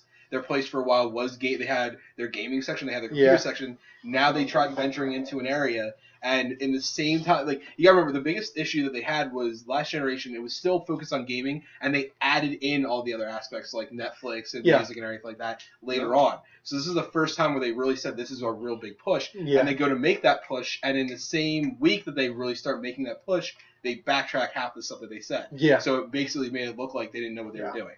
So. Love you too, Celtics. Wait, is that Jason? Jason is Celtics, right? Jason! We love you too, Jason. I'm Kristen, and the puppy's name is Bogey. Yeah. Might as well do a little. We have our information here now, finally. But if you don't know, we're the Level Up Show, and we're on every Saturday at 10:30 Eastern Standard Time. Official start at 11 when we actually get into the news and stuff. But yeah, we're on and we kind of do a little bit of a follow-up show on Sundays at 9:30, just me and Kristen, where we give you guys the opportunity to talk about whatever you want to talk about. We're kind of saying that, tonight's about us, Sunday's about you, is the way we're looking at it. Mark has some dry eyes tonight. Yeah, Mark. Did you smoke some pot, Mark? No, not tonight. Not tonight. Not yet. No. Okay, let's move on. Anyway. People like my Stephen Hawking. I did hang out with Stormwood. I think people will. There you go. I think people are going to be a little disappointed in this one. It's not a big deal to me, but to some people will be. Yoshida rules out all possibilities of there being a controller light bar shut-off switch. Yeah, we were talking about this earlier for a little bit. And it has to do with some of the functionality of the system. Yeah. I personally don't see what the issue is. Even if it's dark, is it really for that me, big? I never see it. Maybe I'm far enough back, and some people are a lot closer. But I'm also lower down. Maybe people have it like their television at like eye level, and they're really close to it, and they can see the blue light. I have never had that issue. But I'm sorry to those that do have that issue because it sounds like they're not incorporating a fix for that. I don't know if that's because that the system software like really utilizes the light bar in a way, or if they have future plans for it that they don't want to get rid of. I don't know. But he did come out and say that, no, like the LED is not like draining the battery big time. That wouldn't help you in big ways. I don't know if I believe that necessarily because it doesn't have the best battery life. I will say that. It's like 8 hours. Really? Yeah. Compared to like the 30 hours that the PlayStation 3 controller has. I know my controllers never got that far. Really? Yeah, my controllers were probably about 15, 16 hours. Okay. So. But yeah, sorry to those disappointed by that. Doesn't sound like they're going to work that out. Yeah. We talked about this before the show officially started, but PlayStation Virtual Reality was talked about, supposedly, this is a rumor, at Steam Dev Days. There was a blogger there, and he was on NeoGAF, and he kind of put up a topic where he said, the devs I spoke to talked about the actual PlayStation VR headset. They described Super Stardust VR to me, and explicitly talked about how it was different than the HMZ line, which is the line that they showed off during CES, which is more like a theater experience.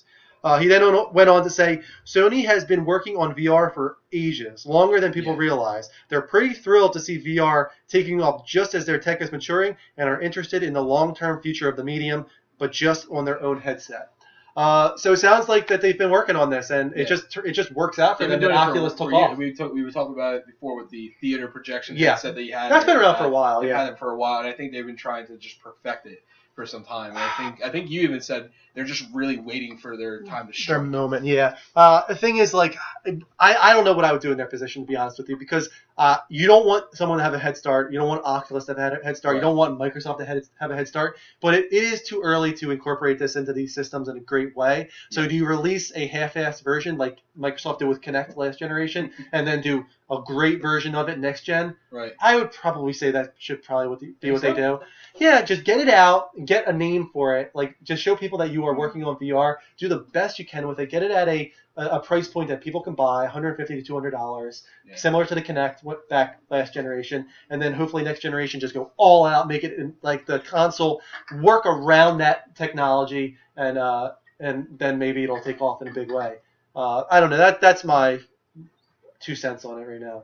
What do you think?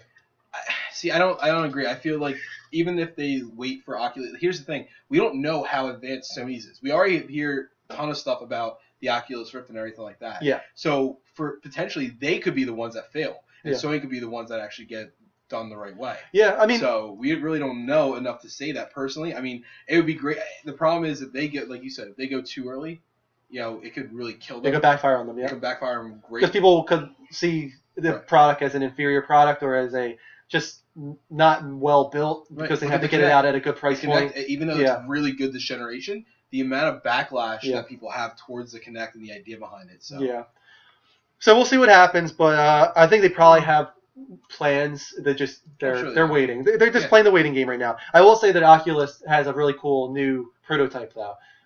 Where they use like LED lights and a camera similar to the PlayStation camera to really give you like full tilt and movement now. And on top of that, they said that it's not increasing in price. They still think they can get it out for $300. So that speaks a little bit of encouragement to maybe Sony being able to do something similar in price point this generation with really good technology. We'll see. Okay, what do we got? Last story here. Nintendo thinking of a new business structure. Says who? It says no. Iwata. Yeah. That's completely contradictory to what he said. This is what Iwata just said. We cannot continue a business without winning. We must take a skeptical approach whether we can still simply make game players. Offer them in the same way as in the past for 20,000 yen or 30,000 yen and sell titles for a couple thousand yen each. So he's kind of talking about a little bit of mobile here. He said also, given the expansion of smart devices, we are naturally studying how smart devices can be used to grow the game player business. It's not as simple as enabling Mario to move on a smartphone. Iwata also said that he has no plans to resign. So is there a new business structure that they want to get more into the mobile sector, or are they saying that standalone consoles aren't working for them? Because let me tell you right now, if you're getting out of standalone consoles, please Nintendo, don't go just to mobile. Right. That's become a third-party developer for Sony and Microsoft, because I think we would all be really happy about that. I don't think I'd be very happy if you are making iPhone exclusive games. And I don't want to go into this too much because I think we both have. Yeah, this is in our topic of the week, which is going to start very shortly. I'm actually really mad that I had a really good idea for my rant essentially this week. Yeah. But I wanted to talk about this a little bit and their failure to adjust. But I'm going to give them a week to see what they say. Okay. For the next week to actually go into. Alrighty, so we're going to go in what you've been playing. I took advantage of the 14 for 14 sale. Good. And I got 2 games. Only one I've played this week, though. I won't say the other one yet. I'll save that for next week. Yeah. This week I'm playing Sly Cooper Thieves in Time. It was like, $6 or so like for PlayStation Vita. Almost 5, but yeah. A game I always wanted. I planned on getting it at some point. I was just waiting. I knew it would come to PlayStation Plus eventually. And it just works out that it's for the Vita. It gives me another game to play on Vita, which I love. But this is just true to form, man. This is Sly Cooper. They didn't change any vibe or feels. It obviously has some new mechanics and has this time traveling vibe to it, which is cool. Where you're going throughout all the different eras and you're finding the past ancestors of Sly Cooper's family, and you're trying to rectify something because the Thievius Raccoonus is suddenly missing pages. It's very Back to the Future. Right. Back in time. We have a lot of time travel stuff going on. Right. It's really weird today. So yeah, like suddenly all the time. I was just waiting. Okay. We're gonna bring it up again. I had to. I'm sorry. Where was I? But anyway, have you played I am breathing. Have you played the old ones recently? Did you play the HD collection at all recently? I didn't play the HD collection, but I played 1 and 2 and never played 3. Can I stop real quick? There's a troll. I just want to address because I'm curious. He says we're wrong about everything we say. I'm just curious as to what we're wrong about. Yeah, go ahead and tell us what we're wrong about. We'd love to know. Very interesting. Methadone, we called you out. Yeah, Methadone. Tell us what we're wrong about, please. Yeah. But anyway, Sly Cooper. Well, Methadone doesn't sound like a decent name anyway. No, it doesn't. Yeah, it really doesn't. No, it doesn't. So, anyway. So pages start disappearing from the Thievius Raccoonus, and you have to go back in time, figure out what's going on, save your ancestors, and pick up new gameplay mechanics from each era that you can use. Mechanics? No, because it was developed on PS3 as well, so it doesn't really have too much of that. But first I'm in feudal Japan, and I'm saving my ninja ancestor, and I'm getting you have to adopt samurai armor. Right. And but right off it took me a second to really start vibing on it because I wasn't figuring it out at the beginning. But once I got into the vibe of the map, they have a little mini map. They got all these enemies that you can pickpocket. You can get what do they call treasure out of their pockets that start accumulating into your bag of money, and then you can use that money for new techniques that you can use in battle. You can take pictures of stuff. It just suddenly it took about 30 minutes and then just clicked. And I was like, this is good. I'm feeling this now. I got into it, and it's Sly Cooper all the way through.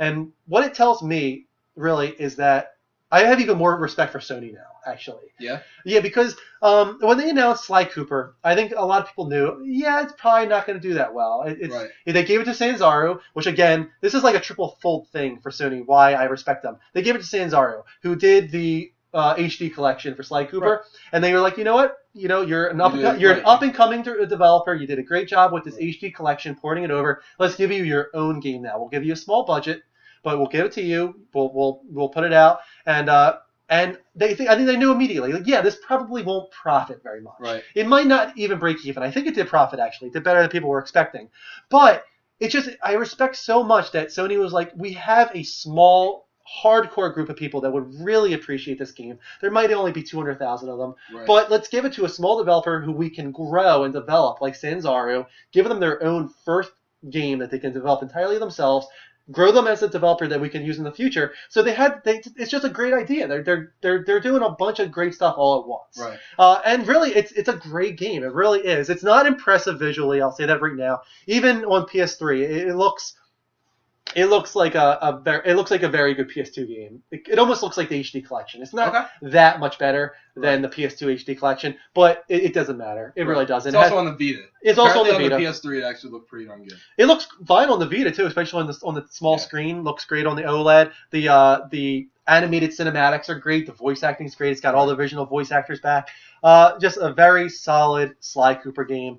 Just as good as the old one so far. I'm about 2 to 3 hours in, and I'm definitely going to finish it. So I'm happy with it. So go ahead. Real quick, XOL said something funny. He actually wanted to know why we never take our shoes off when we go inside. I normally take my shoes off.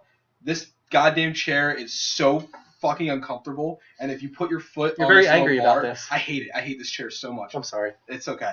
But if you put your foot on this bar for more than 5 minutes, your feet will literally be sore. You know it. You've done it before. Hey, Celtics fan is so nice. Greg, shout out to you and Zoe. I need to stop calling you Celtics fan though. Jason, thank you so much. He says every week that this is his favorite stream, and always support us. Thank you so much, Jason. Thank you. We have our loyal followers. Yeah, Ghost, Daryl. Is anyone else in Exoil, Mike? Was Jagon's always a follower? Jagon's has been around with us for a good couple weeks now. Maybe even more than that. Squid this week. No, I haven't seen Squid in a little while, but he's a student. Don't forget. That's true. And Miss Beasley, was that her name? Bree, Miss Beasley, who I have a question. Watched us for 20 minutes and was immediately our biggest fan. If you remember. Oh my god, that was nuts. We're not going to respond to that because it is unprofessional. Okay.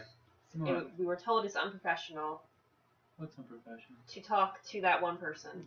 Okay, then we won't talk to him. So we're not going to talk about that one person. Okay. Sounds great.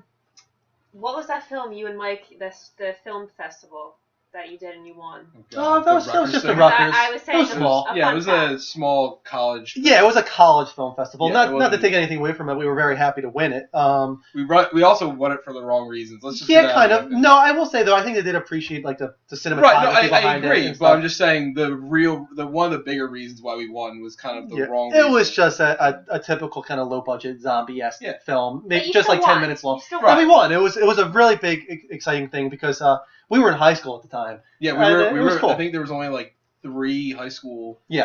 Groups. Everybody else was in college. Yeah, so we beat out everybody in college and everything like that. For a certain field, I don't remember what it was exactly, but it was. We actually won. I think overall. It was best picture of a certain category. Oh, but yeah, whatever it was awesome that we won. I think there's only 2 awards. Yeah. I don't know. Regardless. Unfortunately, we haven't done anything since. Right. Even though I really would like. Well, no, we did something since. Oh yeah, we did Chimera. Yeah, which was good. I like Chimera. Well, have you put out your music video? Oh well, yeah, that's just a chop video. That's a little different. I mean, I like doing editing stuff. If you guys don't know, I have like a anime music video, very typical anime music video, but for some reason it has 5 million views on my YouTube. Right. Yeah, almost 5 million. I know. Almost there. Pretty darn close. Yeah, so that's go exciting. and watch this video. Just get him to 5 million, just so we can. Yeah, definitely. Drew M1788 on YouTube. Go check out my video. Get me to 5 million. That'd be awesome. What were we doing? We were doing how do you connect a PS4 controller to the PC? Oh, I really can't tell you about that. I know there's ways. Look it up online. I thought it wasn't. Yeah, perfect. there is. I know it's better to do the Xbox One than. It might not be perfect yet, but I know that you can do it. You can Google it. Worse than using the PS4 controller on the PS3. Oh, okay. So maybe not do it then. Yeah. But we were doing what you've been playing. I did mine. I think you have Mario and Luigi Dream Team, right? Yeah, I did. You talked to guys. I ignore the viewers, but still I like it. There's a lot. I mean, there's a lot there. Yeah. Anyway, go ahead, talk about Mario and Luigi Dream Team. For the 2DS, 3DS, whatever. All right. So I really wanted to like this game. And have you ever played a Mario and Luigi RPG before? No, I haven't. Yes. Partners in Time.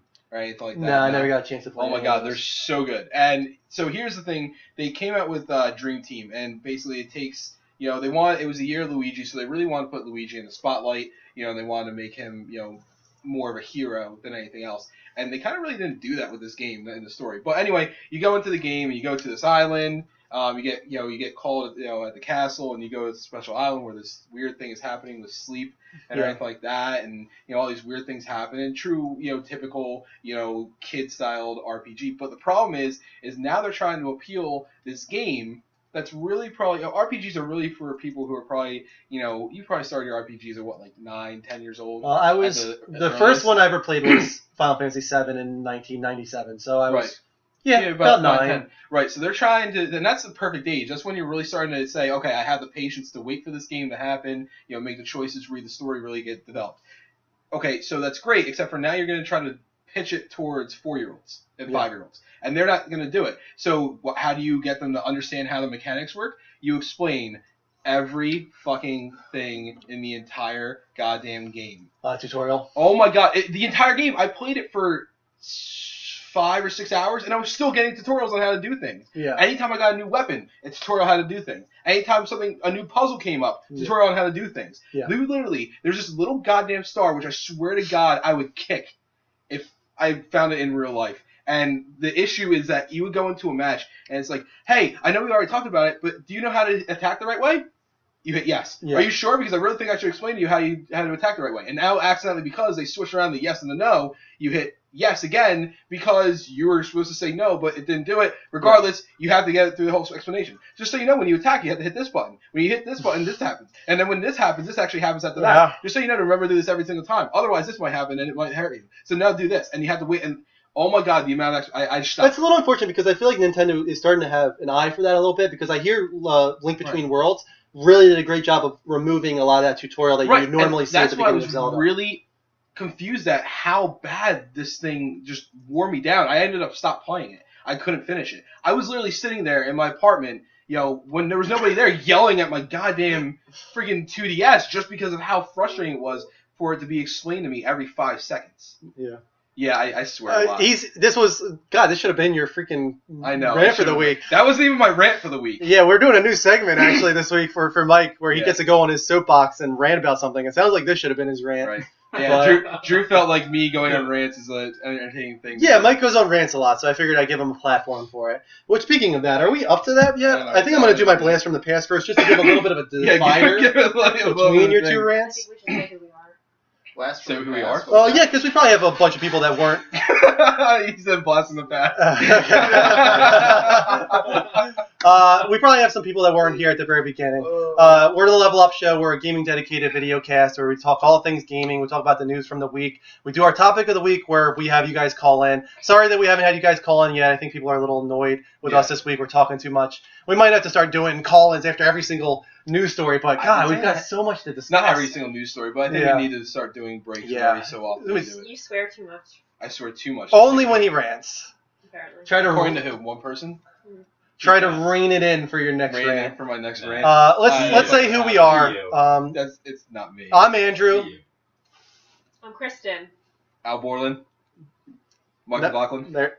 Whoa! There we go. Where's the last name? Everyone knows our last name. I'm on fucking Facebook. Okay, it doesn't really matter at this point. Language, man, language. Let's take it easy. I don't know.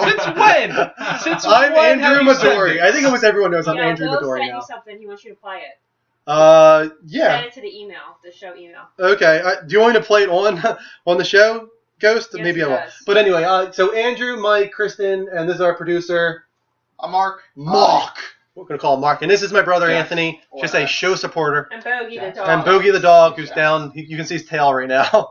Okay, let me check what Ghost sent me. Well, I'm not gonna let you do your rant yet. I'm sorry. Let's give a little bit of a. You're gonna do your blast from the past. Yeah, I'm gonna do my blast from the past after I check. I don't know. I can't actually do the rant because I curse too much, so I don't know. Yeah. I might not be able to do it now because. Oh man.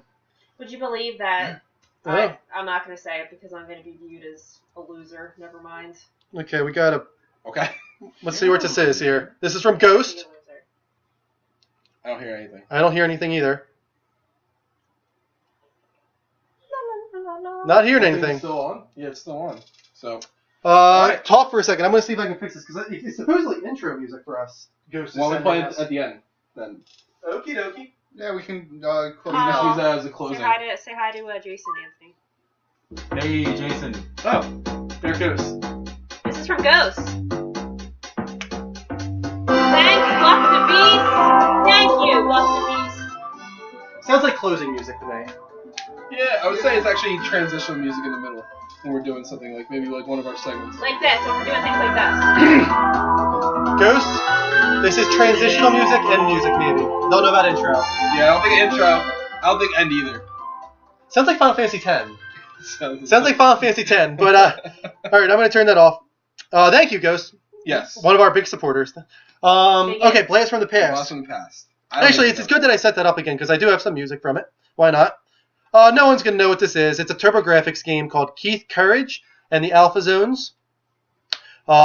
It's one of those old school impossible games that didn't have a save state and it was like 3 hours long and it never got past like an hour and a half into it. Here's some great music from it. Come on. But this was originally like a Japanese anime, I think. And looking back at it again, like every time I do a blast from the past, I go on YouTube and I try and look up videos. This is one of those ones I haven't seen since I was, I don't know, 7, 8 years old. No, before that even. Maybe even 6 years Oh old. my god, how old were you when you were... TurboGrafx I got when I was 4 or so. Yeah, we were young. 4 or 5. And you remember this? Well, now I do. I had to look back at it. That's what I'm saying. Like I had to look at the This is, video. again, that's why we do blast from the past. Is there are games that we might even remember even greatly, but we actually have to look back at them and then realize like. What I love about this is going back and it takes you a second to be like, wait, no, that's not it, and then you're like, oh, wait, that is it. Like it takes you a second to see a certain thing, and you're like, okay, I remember that. Right. But in this game, you play a little character named Keith Courage, and it's very similar to Zelda 2, the one with those side scrolling where you duck up and down and stab. But what's cool is at the end of each Keith Courage level, you enter into like a mech of sorts, very similar to like Japanese anime, where you become like overpowered and you have like a really cool sword.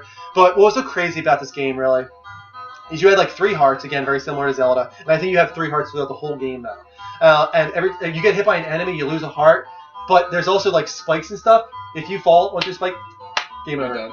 Done. This is like Pip. Back to the beginning. This is like Like I was watching the guy play it for 10 minutes, and I completely forgot that was the case because he's going through, and he's doing save state because he has an emulator where you can press F1 and make a save state. Because he said off the bat, he's like, I have to do this if I'm going to play this for you guys, or you're never going to see the end of it. I actually haven't even beat the boss yet, so this might be the first time you ever see me beat the boss because he was trying to do a let's play. So he's getting through. He gets to like the 3rd level, and you're facing off the enemies, and he's doing fine. And then all it takes is one minor little slip on a platform, falls into a spike, and he's like, all right, so I hope my save state was pretty recent. Better start over. It's like, oh my god, like, I completely forgot that. Man, like it was such a different time. It's just like that's how you got longevity out of a game back then, is by making it so your player died every 30 minutes and had to start from the beginning. Right. You know what I mean? But it was good. It looked like a great game actually though. It looked very like I'm surprised it didn't take off. It was very Zelda 2-esque and and it looked like a very fine platformer. I think it was probably a little too difficult at the time. Okay. Like Zelda 2, like that had save states, right? Like you could save that game. Yeah. Yeah, you didn't have to play the whole thing through. Yeah. Yeah, I thought so. This music this is cool music, right? Very familiar. Pretty cool music. Sounds kind of like what I did for my last week with Gunstar Heroes. Yeah, it actually has really cool music, and that's what brought me back the most was hearing all those little sound effects, like the sword swipe and collecting items and coins. Because that's another thing very similar to Zelda. Again, is you go in shops, you upgrade your sword. It pretty much was a Zelda wannabe, but well, check it out on YouTube. It's a shame that I think nobody was into TurboGrafx back then because it came out when Super Nintendo did, and I have no idea why my parents decided on TurboGrafx at the time. Maybe it was cheaper. Genesis, so. Maybe it was Genesis wasn't terrible. It had a lot of great games, and at least it lasted the generation. So. TurboGrafx got shut down. They got it on the black market. Yeah. Nice. Okay, so that's a blast from the past, and now back to Mike with his cursing rants. No, I'm not allowed to. So you can't. You can curse a little bit. Just try to keep it. Someone wants you to rap. Rap? Me or him? You. Oh, hell no. Yeah. I could never rap. I'm as white as it comes. Okay. That would be awful. That would be the worst segment. We would literally drop to 4 viewers, and that would be us. So I thought I knew what your rant was going to be, but you changed it. I did change it a little bit, and I feel like I needed to change it just because it has to be more of a passion. But I'm going to say right now, this is Mike's soapbox moment. Everyone just quiet as Mike has his 2 minutes to just go off on whatever he wants to talk about. Go ahead. Are you really sure you want me to do that? Yes, the spotlight is on you. I want to hear your rant. You want to hear my? I want to hear what grinds your gears. You want to hear what grinds my gears? Well, it's not. I mean, it is a grinds my gears segment. So I did come up with another title for it. It's gonna be what mashes my joysticks. Okay. No. I like it. I think. No. Yeah, just go for it. All right. Regardless. All right. So there's a lot of things that gripe the gaming community. You have your fanboys. You have your problematic publishers and everything like that. So Drew wanted me to talk and go on rants that I guess for any issues that are arising. So this week I'm going to talk about fanboyism. And when I talk about fanboyism, I'm talking about going up to somebody, or even not even somebody in particular, and you're just talking about a video game or even a console, and then somebody else that you're not even talking to, or that person, going at you and saying, oh, that console sucks, it's this and that. And even when you can give them all the details of why the reasons that console does not suck, or both consoles are great, they still don't believe you. They'll come up with any excuse possible and go out. They're fucking stubborn as shit, and it's absolutely ridiculous. There's no reason why I can't sit here and proudly wear an Xbox shirt and talk about PlayStation stuff. There's absolutely no reason at all whatsoever. If you could get it off. Sorry. If I could get it off. Well, that's my thing. That's whatever. So I can sit here and proudly wear an Xbox shirt and promote the PlayStation. I can actually sit here and proudly wear a PlayStation 4 shirt and promote the Xbox. Oh, God. Oh all right, there's absolutely no reason I have to pick one or the other because your stupid fucking ass doesn't want to believe in one console being superior than the other, or not. They're both good fucking consoles. The Xbox 360 had great games, the PS3 had great games. And guess what? The Xbox One is just as powerful as the PS4 in most cases. There's no reason I would have to sit there and punch you in the face until you realize the Xbox is not more superior or the PS4 is not more superior. They're both good. Shut the fuck up and play your goddamn games. Listen to Kevin, what's his name? Kevin Butler from back in 2010 at the E3 conference, when all he did was go on the show floor for the Sony conference and say, listen, we're all gamers. We all play the same game. People talk about Nintendo and this and that. And even in his thing, he would put down on everybody, we're all gamers. We have to play together as one community. We're one community, and the only way this community is going to thrive is unity. So Fuck you all. And this has been what really mashes my joysticks with Mike. Okay, so now I can put my 2 cents in on this. That was fun. Because we get a lot of that in here, actually. Oh my God, we get a lot of comments like, Xbox One sucks. And I will be the first one to tell you that I'm a PlayStation guy. Like, I'm a PlayStation guy. Right. I owned an Xbox 360 for, 2 months before I was like, I don't play it. And it wasn't even that, I don't know what it was, to be honest with you. Right, you just didn't like it. And, and Sony's games appeal to me a little more, I will say that. Right. I do. They have as I said earlier, they have a much better in-house development team. They do. And as I said earlier, I respect a lot of the stuff that they do. I just talked earlier about how Sly Cooper is a game that Microsoft would have never, ever put out. Never. A game that sells 200,000 units? Hell no. So, that's why I respect Sony a little bit. But to kind of generalize to such a state the reason I'm an Xbox guy, I'm a PlayStation guy, fuck these guys, fuck those guys. Like, I had this issue the other day. I had just another one. I was gonna do a whole set, and I'm gonna do my other segment next week. I had my other rant that I want to do for next week. But the reason I did this week is I had just had this conversation last night with a guy who came in, and we were talking about what console's better, and he was sitting there putting down the Xbox, saying it was the worst console ever, saying that the PlayStation 3 never had any issues. I'm sorry, yellow light. Yes, it did. He said that was the least of his issues. And the funny thing is, it's people like this that he was swearing up and down it never had an issue. He was literally sitting there. He put his wallet in front of me, saying, "You can take all the money in here plus my wallet if the PlayStation has ever had an issue."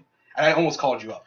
Well, yeah, because PlayStation 2 especially had a lot of disk read errors. Right. PlayStation 3, the yellow light of death was one of its minor things. But really, the big issue with PlayStation 3 was the price tag and the games for the first 2 years and stuff like that. And eventually, it hit its stride hard by the end. But yeah, I mean, every company has let's put this out there. We all know Xbox has had issues because they had the worst problems of any console generation ever made. This year. For as far as bugs, the pat for 360. Oh, you're talking about that. I thought you were talking about just the the console. I'm talking about the current gen console is actually not that bad. I think they are 6%. Yeah, they're good. So it's one of those things where they really need, people really need to start taking a big look. If you want to have your opinion, that's fine. You want to say, listen, I just don't like Microsoft. I just don't like Sony. But stop sitting there and saying, oh, that sucks because of this and that. You're just a fucking moron. You don't know what you're talking about. Luckily, we do enough research into it. I know. Let me just say, I'm an Xbox guy. I'm a Nintendo guy. I'm a Sony guy. I'm a gamer. I play all games. If it's a fun game, I just bought a goddamn 2DS to play Pokemon. Yeah, I'm a gamer in the truth. I would totally buy. Where was your third shirt? You should have been wearing a Nintendo shirt.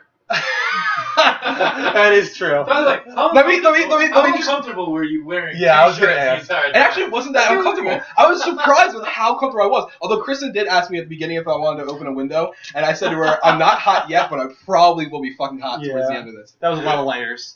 Yeah. One more probably would have been too much. Oh my god, too much. You drew the line at 2. I was debating getting I was trying to find a Mario hat. I've seen it before, but I haven't seen it. So. Oh god, what was I gonna say? Okay, I was saying I would totally buy an Xbox One, but the thing is, I'm just out of college. I'm working a job. We're saving money. I'm not gonna buy $1,000 worth of consoles. Right now. Hopefully in the future I'll get the Xbox One as well. I had to make a choice. I'm more of a Sony guy, but the thing is, Xbox One has plenty of games that I would totally play if I had an Xbox One.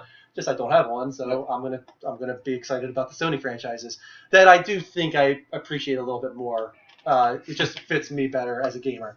But yes, what exactly did Kevin Butler say? He said, "Long live great gamers." I just actually rewatched it again. Yeah, I just watched it again today. And if anybody does not know what I'm talking about, Kevin Butler was a spokesperson for Sony for a lot of the PlayStation 3 era, and he was probably one of the best spokespersons of any gaming console or probably anything ever. He really fit into his role well. But he did the show floor for E3 in 2010, and that's what that was from. He did a 5-minute speech on, it was really funny how much he put down other companies too. Yeah. But he did say at the end, we need to unite and stop, going against each other and just be one unit.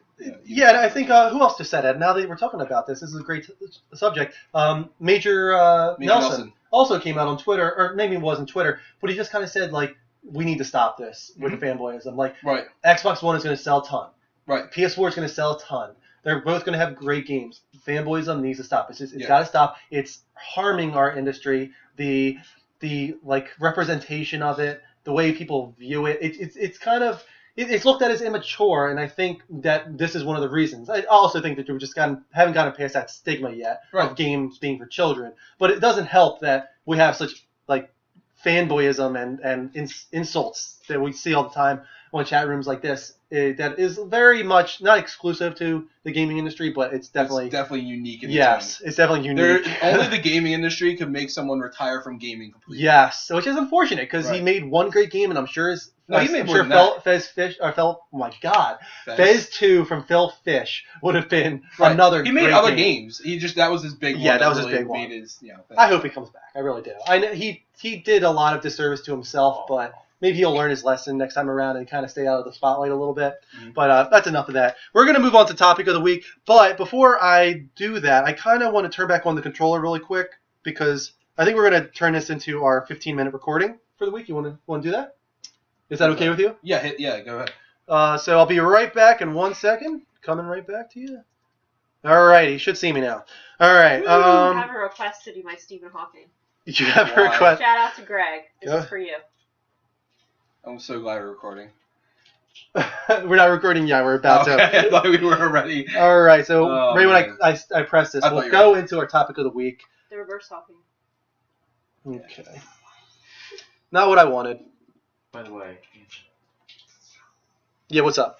Bob said that every single store is overflowing with Xboxes, but no one has PS4s. We're having some insider information here. It's just his buddy Bob again saying that every single store is overflowing with Xbox One, which again goes to the NPD. Trust me, I know this. I've said this week over week.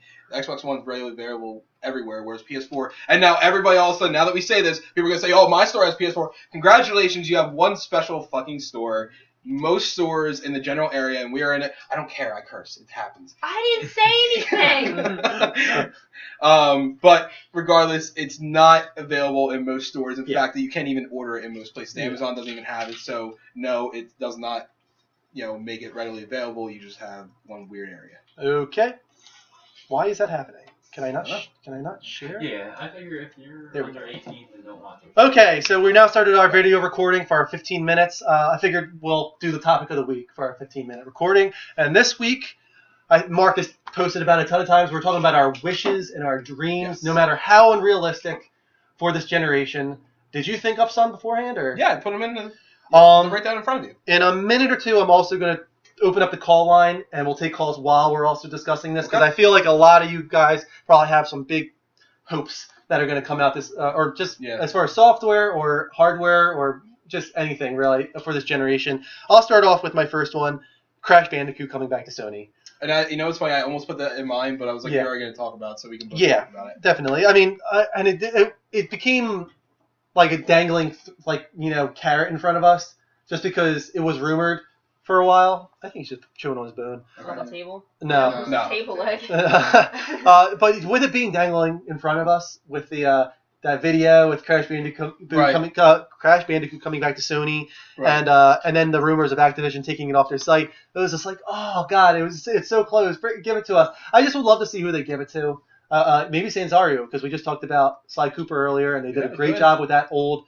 Not too old, but old PlayStation franchise. Right. Maybe give them a shot at Crash Bandicoot if it does come back to us. That's one of my hopes. I don't think that's too unrealistic, though. Actually, I think that's a possibility. Right. You want to?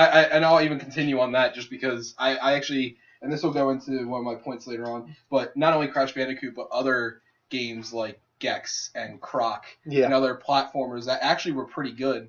That really didn't get their full time. In the spotlight or very long. They were actually fun games. They were actually all still pretty good games. Yeah. They were a little more open world. They were almost like Mario 64 type games. But I'm going to go into more games that are MMO based but structured for consoles. So kind of like how Destiny is doing, but a little bit more intricate. Yeah. I think you'll definitely see that. I think Destiny is going to be the first one that shows how they can just dip their toes into the water and see how it works. Because it is actually going to be limited, kind of like how GTA Online is. Yeah. I think in ways, but it is going to be, always online. You can have the option, but it's going to be limited to so many people that you can play with at one time. I want to see a game that kind of takes what, a normal MMO like World of Warcraft or anything like that is doing with certain servers in certain areas and combining it with what Destiny is doing where you can choose to play offline by yourself or with other people. Sure. I want to see a lot more of that. So. Alrighty. We talked about this last week. I almost don't even know if I want to go into it. Wait, you guys already covered the unrealistic expectations? We're doing Well, it now. this is our unrealistic expectations. That's what we're doing. We're doing unrealistic dreams and wishes. That one I don't think is too unrealistic either. Huh? I said I won't be able to put my 2 cents in. Okay, you can put your 2 cents in at the end. Let us go through ours. Again, I think both of our first ones aren't too unrealistic. No, I think that's those are gonna both. be some of I think yours is like almost like a for sure thing. Oh yeah, that's gonna happen. definitely. I just want to see it happen. Yeah. This one possible, but might not happen. Probably won't happen. Final Fantasy VII Remake. It's got to be said. Yeah, and right? Because we're all waiting for it. What did you say that they're not gonna? That you feel like they're not gonna ever do it unless they feel they need a final blow? It's a Hail Mary. Yeah. Because say Final Fantasy 15 comes out and it does terrible, which I really don't see happening because people have really been hyped about Versus 13 for so long. But even more, that means that this could be true. If that weren't a flop, which I think no one's expecting, I think they'd be in Hail Mary status. Yeah. They'd be like, all right, what do we do now? Like Right. our big Final Fantasy 15 that came out 8 years after it was announced, everyone was so hyped for it, flopped. What do we do? I think that's when they said, okay, Operation FF7 Remake, Right. you know, like open up the secret document, like let's get going. Like, Right. I think And that they've would, said before, it's not out of the question. No. It's not, they don't want to do it. It's just they want to get back right. a lot of their original team. Right. They want to be able to devote enough people. It's going to be an enormous team on this game if they do it. Like this is HD World to like another degree. Like Right. we're talking about here, especially if they try and do it to scale, where you're running on this world to scale, as opposed to like old RPGs where you were like an enormous guy on a mini map. You know what I mean? But I want them to do it, and I want them to do it without changing what makes the game great. Don't change the vibe of it. Don't get rid of that like uncomfortable comedy that it had at moments, like the whorehouse and the gold saucer, and dressing up as a woman, Right. and all that weird stuff. Keep all the Barrett jumping up and down cursing and Sid cursing and being a womanizer. Right. Like all that weird stuff that was in the original that was so quirky at the Well, no, they're time. not allowed to curse. It's too much. That's the thing. The thing is, if they don't censor it, then it would be rated mature. So would it be the first M-rated Final Fantasy game? Maybe it should be. That'd be awesome if it was the first M-rated Final Fantasy. It was Final Fantasy VII Remake. Blasphemy! Gex was not a terrible game. You're a terrible game. There you go. You're a terrible You won that one. You're the worst game ever. But the thing is, like, what I don't want them to do is I don't want them to completely revamp the story. Incorporate some of the Genesis stuff from FF7 Crisis Core and from Evan Children and all that kind of stuff, but keep the core storyline the same. Make that stuff side quests, stuff like that. But yeah, that's probably my biggest hope that I don't think will happen. So here's my a little bit almost unrealistic one. Microsoft needs a new mascot, and it needs to let Master Chief rest in peace. Okay. They're working Any it suggestions? way too hard. I don't even have a suggestion. They need a new IP that really goes out there. I definitely agree with that. Right, and I feel like possibly, the problem is they don't have any games right now that really have a face that stand out that are high-selling games. Yeah. I mean, the guy from Dead Rising has his own face. Yeah. So does the guy from Rise, but none of them really stand out as amazing games. Yeah. They need a game that takes off like Halo did, Yeah. but has a personal face. Like Titanfall, I feel like could have been that game if they had a main character that had a recognizable face. Kind of like how The thing is, I'm still, and this isn't the way it should be, but I'm still used to mascots kind of being cartoony. not cartoony, but all appealing. It just appeals to every demographic. And I agree. And you know what it is? It's not even that it has to be all appealing, because what you're used to is what it appealed to at the time. Yeah. That was back when you're talking about like Crash Bandicoot and Mario, how they appealed Sonic. to their customer base, which was at the time perceived as That's only true. kids. Now that it's a universal thing, they need one that, you're right, it could go for everybody in general. That's why I think Little Big Planet, Sackboy would have been a perfect one for Microsoft, but I guess they're Sony, but they kind of just like, it kind of just shows, again, that Microsoft, I think that Halo Master Chief just kind of happened, but they don't really work towards stuff like that. Like, for instance, like Project Spark does not have any identifying No, I agree, characteristics and like that. I completely agree, but I feel like they need something, they need to make something their right-hand man, their perfect, Yeah, the one that just fits with the one that the fits demographic. with the console, and it was Halo, it was Master Chief, and they need something else because they're honestly killing it. I'm going to agree with that and kind of say the same thing, that I hope that happens. And going back to my first one, Crash Bandicoot. Bring Crash Bandicoot and make them Not new to mascot Microsoft. again.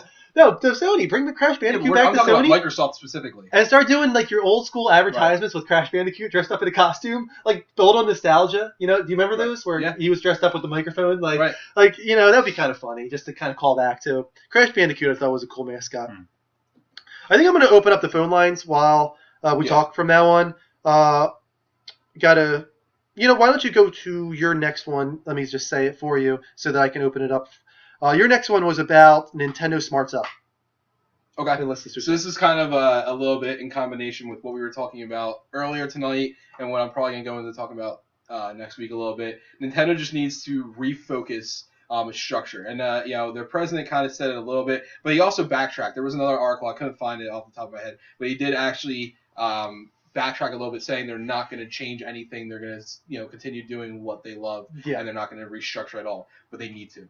And what they really need to do is, at the very least, put out another console. They need to put out another console that is not gimmicky. Get away from the goddamn gimmicks and get yourself an actual console that works the right way. Mm-hmm. Or if you want to do another console and you like the tablet idea, I'm fine with that. But stop calling it the same name with an extra syllable at the end. Yeah. It was a completely the fact that you have to sit there and tell everybody this is a brand new console. Heck, did I even tell you about that in Pokemon?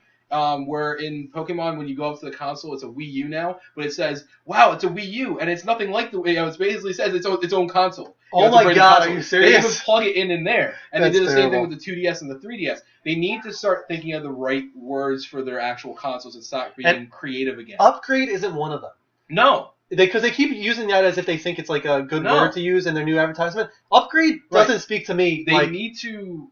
new, original console. It all sounds like, someone said stop talking about the Xbox 360.5. And I completely disagree. And if you have that thought process, you really have no idea what's in that it's definitely system. An upgrade. But the Wii U is more like an upgrade than anything else. But they really need to like I said, they really need to put out a new console. They really need to get a new face on everything. They need to start listening to their fans more. And unfortunately now the fans have grown up for the most part, and we really need to start caring about graphics. They say graphics don't matter. True games don't really have any bearing on graphics. And you're right to some extent. But there's a lot of companies that really care that way. And Bethesda will never make a game for Nintendo. Yeah. Because of that fact. And what sucks is freaking Skyrim would be awesome, or an Elder Scrolls game would be awesome on the Wii U. On the touchpad. Imagine having that touchpad accessible for your inventory. Oh my God, that would be phenomenal. That was mine. All right, we already got a call. I opened up the line real quick because we want to hear about your hopes and dreams as well. Sounds weird. Sounds awesome. Hey, welcome. You're on the Level Up Show. How you doing? I'm doing good. How about you? Doing great. Well, what's one of your big hopes, dreams, wishes for this generation? I want to see a real MMO that functions well. I'm hoping Test Online. Yeah, because... What for what? Which one did you say? Elder Scrolls? Test Online. Yep, that's what I'm hoping for. Yeah, that's my big one. As well as the PC. Yeah, because they all have problem at launch, right? And that's kind of the nature of it though, because they don't want to put up all of their servers all at once. They want to trickle it in so that they're not putting up more servers than is necessary. Right. But they always undershoot it so much. There needs to be a stable launch. It never happens, especially with MMOs. But it doesn't happen on PCs all the time either. There's always problems on PCs at the time. You just don't hear them bitching about it as much as we just don't personally pay attention to those forums. Yeah. So. Are you looking forward to Final Fantasy 14 at all? Oh, absolutely. Yeah, that's another big one. Yeah. Yeah, definitely. Is there any other big ones you want to share with us before we let you go? Nope, that's it. All right, man. Thanks so much for sharing with us. Cool. Actual stable launch to a online focused game. It doesn't happen too often, really, especially when it's 100% online focused. It's just Infinite says that he thinks Nintendo will be okay with Smash Bros. And Zelda. I say you're completely wrong. What is he saying? He says Nintendo will be fine once Zelda and Smash Bros. Well, no, that could be true, but I think it's wrong. They're running out of time. You're right. I mean, look at it. You just had a new 3D Mario game, which should have done great, and it did do well, but they're still really hurting. Yeah. And that came out right before the holiday. So when you have that kind of game, I mean, Smash Bros. Has its personal following, but not enough to save the console. Hey, you're on the Level Up Show. How you doing? How you doing? Doing great. I'm sorry? I couldn't understand it. I'm sorry? On the stream. Oh, okay. Resogun? I can't understand what you're saying. I'm sorry. Yeah. Say it one more time for us. Yeah, you guys smoke blunts. Do we smoke blunts? Oh, do we smoke blunts? That's why we couldn't understand you, because no, we don't. Right. No, we don't, but thank you for calling. We were just asked, do we smoke blunts? Cool. For anyone wondering. Which we don't. Well, not some blunts. You know what my unrealistic expectation would be? Oh, jeez. Sorry. From Tennessee.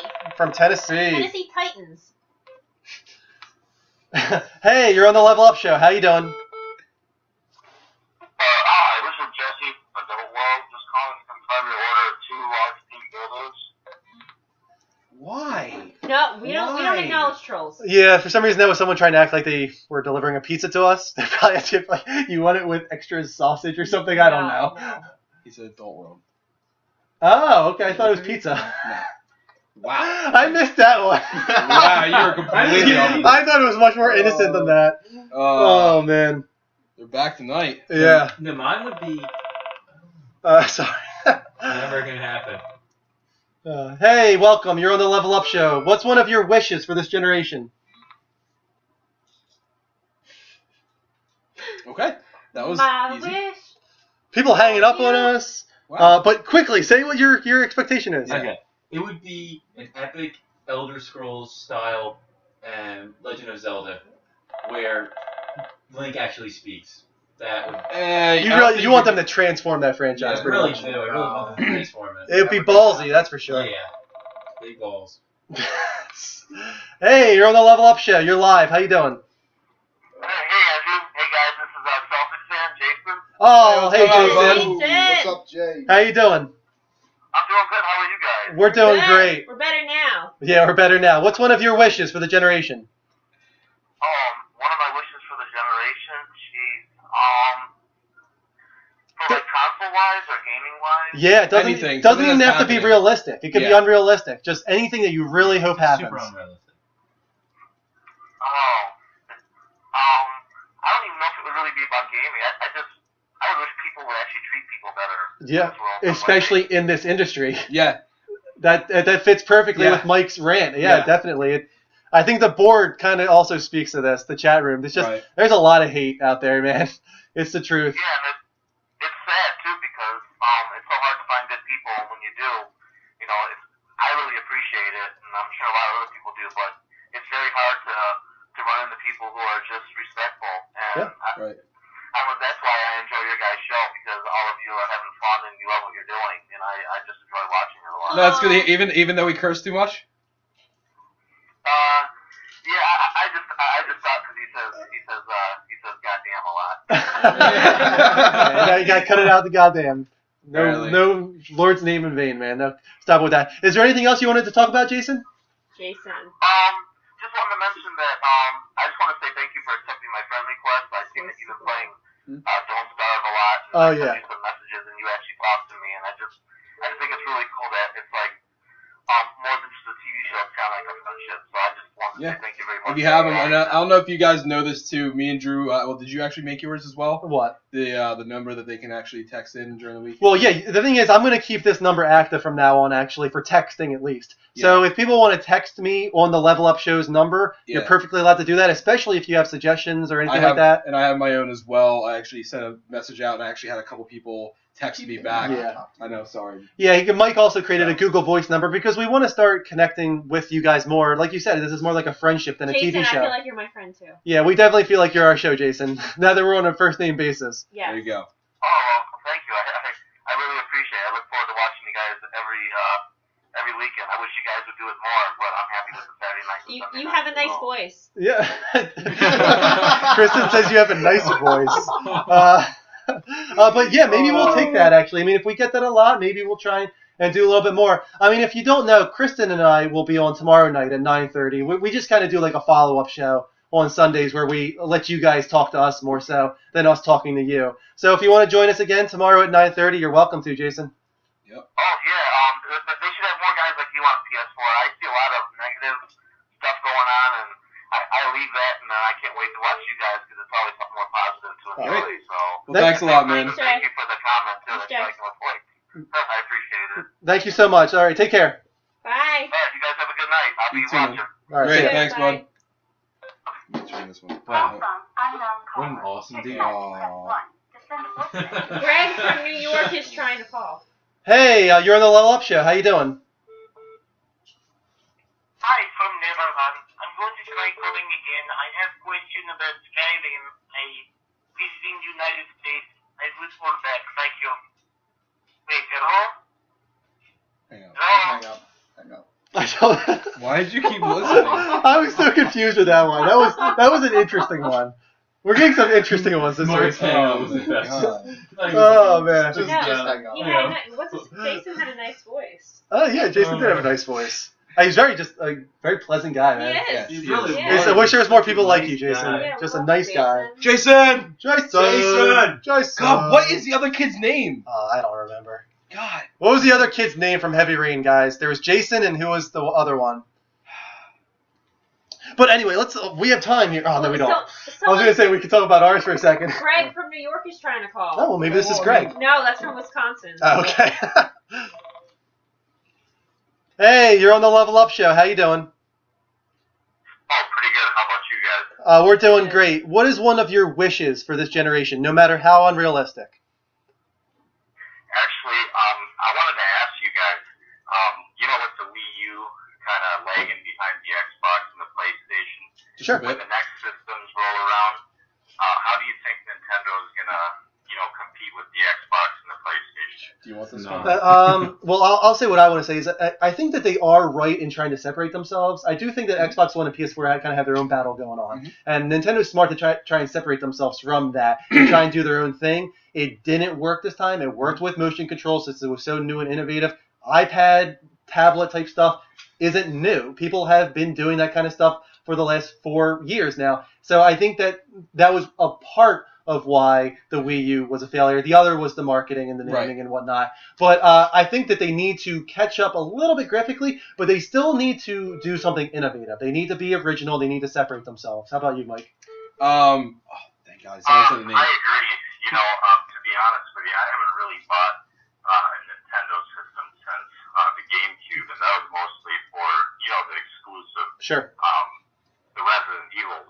You know, at the time they were exclusive. Yeah, Resident Evil 4. Nintendo. Yeah, that was exactly why I bought it. I mean, I enjoyed it. It had some great games, but Sure. you know, I never Some got Little on the Sunshine. Wii and the Wii U because I always felt like that the online portion of it was, you know, lagging considerably behind the Xbox and the PlayStation. Yeah. What do you think? My biggest issue with it is honestly the biggest issue with the Wii U is not actually the tablet. I don't think itself, because actually when people hear about that, they love it. Okay. The issue is that the marketing.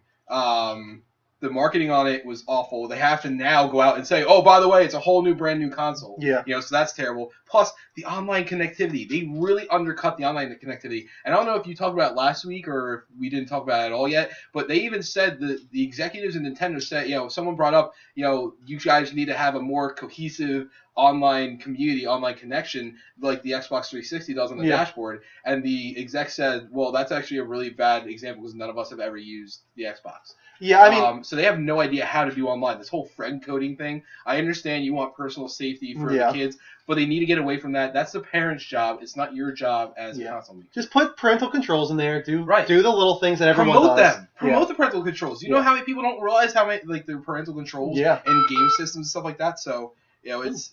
I wonder if we lost that guy. I don't know. Are you still there? Oh, I'm still here. Yeah. Could I ask one more question if you guys got the time? No, sure, go ahead. You know, I felt like Nintendo hasn't really had the third-party support. No, they haven't. Since the Super Nintendo. Do you think at some point when the next generation systems come out, do you think Nintendo will try and be a little more friendly? You know, be able to kind of bring in third-party support again, or do you think they'll just kind of do their own thing again? The problem is actually not that they don't want to. They've actually been trying to. If you remember when the Wii U was actually first talked about, they were actually trying to get in bed with Ubisoft a lot. Yeah. They were actually really big on getting third-party support, and Ubisoft was the biggest backer of them. And then Ubisoft kind of saw that the system was not taking off, and it was all honestly Nintendo's fault for how they pitched the system, how it took off, everything like that. And that's why there's no third-party support really. It's not the developers, don't like Nintendo. It's that they don't like the policies that they have and their stubbornness to change. And that they don't sell well there as well. But the thing is, like, if you remember when Wii U was first announced, they had a lot of third-party titles in the form of ports.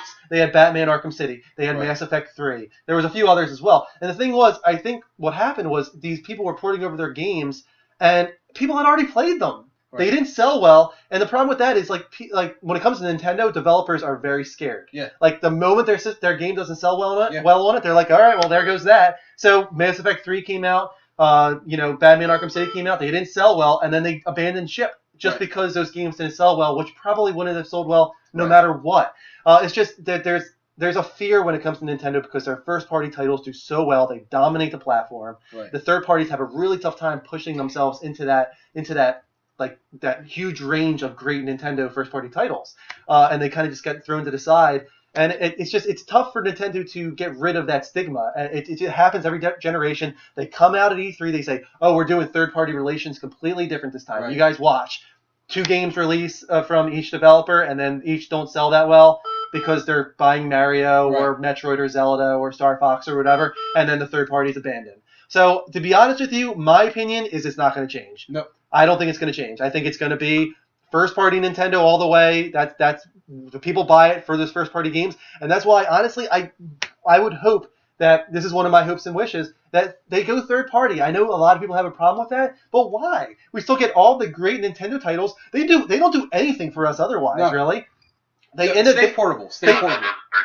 They innovated with motion control. I'll give them that. They innovated with motion control. And the 2DS is doing phenomenally. Yeah, the 2DS is doing fine. But the thing is, they aren't really adding too much to the hardware space anymore. Their online functionality is always at least a generation behind. Their graphics are always at least a generation behind. Their infrastructure, their UI, everything about them is almost always a generation behind, except for their game, their software. Their software is top-notch. Give that to everyone. Give that to Nintendo. Give it to Sony and Microsoft, and really just spread the wealth. And it would just be huge, I think. Do you agree? Yeah. Oh yeah. I mean, hopefully I'll be able to get a Nintendo. I'll probably get a Wii U at some point. Because I've kind of strayed away from Nintendo for quite some time. But we all have. Once it drops down, I definitely be open. $250, $200 is a good price point for it. Yeah. All right, man. Thanks for calling in. Thank you. Yep. You guys have a great night. You too. Take care. Bye. By the way, real quick. Sean! No, Sean. Did someone say it on the phone? Someone else. I can't remember who said it originally, but the next one said it again. So that was one of my wishes, that Nintendo actually goes third party. I know that's a touchy subject, but... Okay, here we go. We on? Again. Okay. Hey, you're on the Level Up Show. How you doing? I'm from Neverland. You know that you do. What if it was actually someone from... It wasn't! It was the same guy as 10 minutes ago. I know. Oh, God. That's why I made the face. What was it, Milford or something? Yes, Milford. If you're calling from Milford, I'm sorry that if you want to get through, we're going to hang up on all Milford calls from now on. Just because it's some guy wanted to call in to prank us. It is funny, though. Jason! Sean! Sean! Alright. Sean! Let me see. Did I have any others? Mm-hmm. I think I did. We both had at least Michigan! Michigan. Okay, there we go. You can take this one. Go ahead. Oh, I'm allowed to take one now? Yeah. Sure. Hey, you're on the Level Up Show. What's going on? Hey, you're on the Level Up Show. What's going on tonight? Hey, how's it going? We're doing quite well. How about you? Pretty good. Hey, just wanted to talk to you guys about Nintendo some more if you don't mind. Other handheld titles. That's pretty much their strong piece in the market right now for Nintendo is going for them, besides that patent issue they have. But do you feel like that they're doing their handhelds, they're kind of remaking old first-party titles on the handhelds, but do you think that's going to help them in the long run? Did you talk about this, or did I? Or did we not talk about it at all? How their best-selling game was a remake from years ago. We talked about this before. I think we talked about it a little bit before. Yeah, almost all the games are like spiritual successors or remakes or something like that. The best games are really the ones that are being remade or at least sequels. They haven't had a really good new IP in decades. Which so is that's unfortunate. One big issue. But at the same time, their IPs that they've had for a while are great. But yeah, the biggest issue they do have, you're right, is that they're just like Link to the Past is a remake. Or Link never got. Link Between Worlds. Link Between Worlds, I mean, is the remake of Link in the Past, just the Japanese version. Yeah, definitely.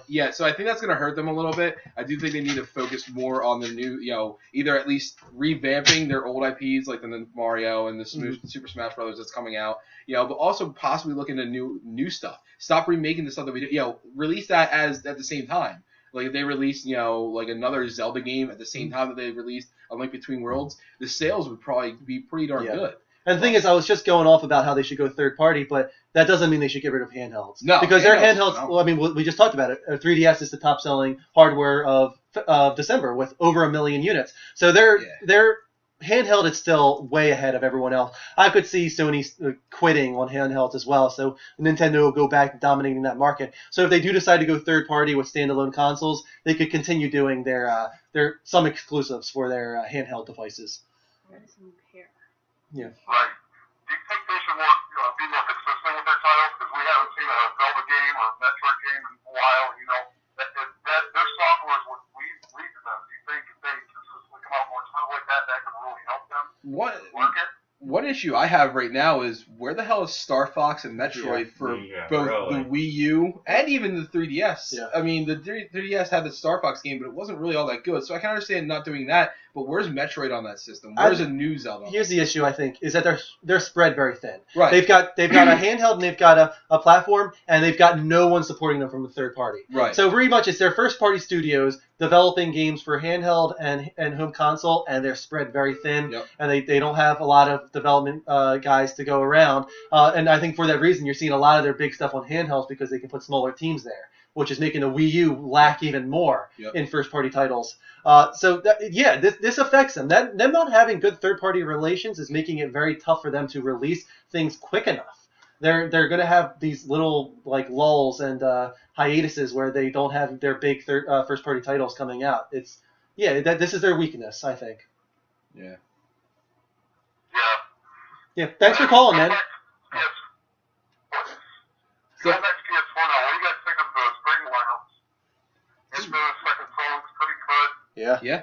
That's my. Do you think that's really going to spark off the PS4 more than Xbox, or? I think Titanfall is going to dominate this spring. Yeah. But I think Infamous is going to be big. I do think that's going to do really well for Sony, better than all the other ones did. Just because it's so early in the life cycle and it's going to be attached to the brand.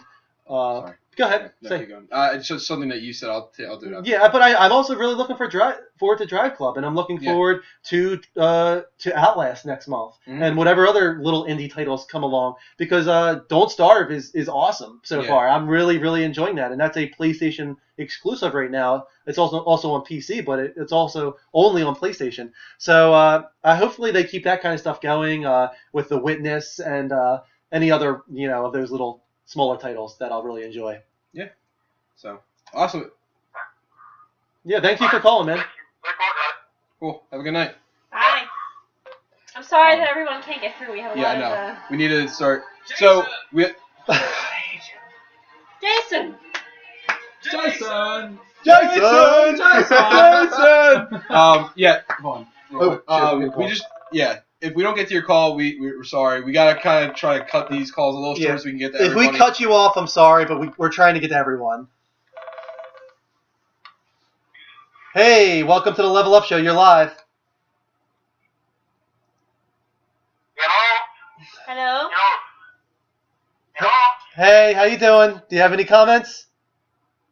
I'm from Netherlands. I have a question about anime. Come on. What? Why? Why would you pull my hand I wanted to see if it was real. But it's not. You can tell already. I'm telling you. It could have been someone that was from a different country. No, it could be, but the likelihood is pretty listen, high. I heard Middle East. It was the same person. It was the same voice. Arizona. We can go with that. We can do Arizona. Let's see who's calling from Arizona. All right. I'd say whatever. Hey, you're on the Level Up Show. You're live. How you doing? Hello. Hey, do you have any wishes or dreams for this generation, no matter how unrealistic? I tried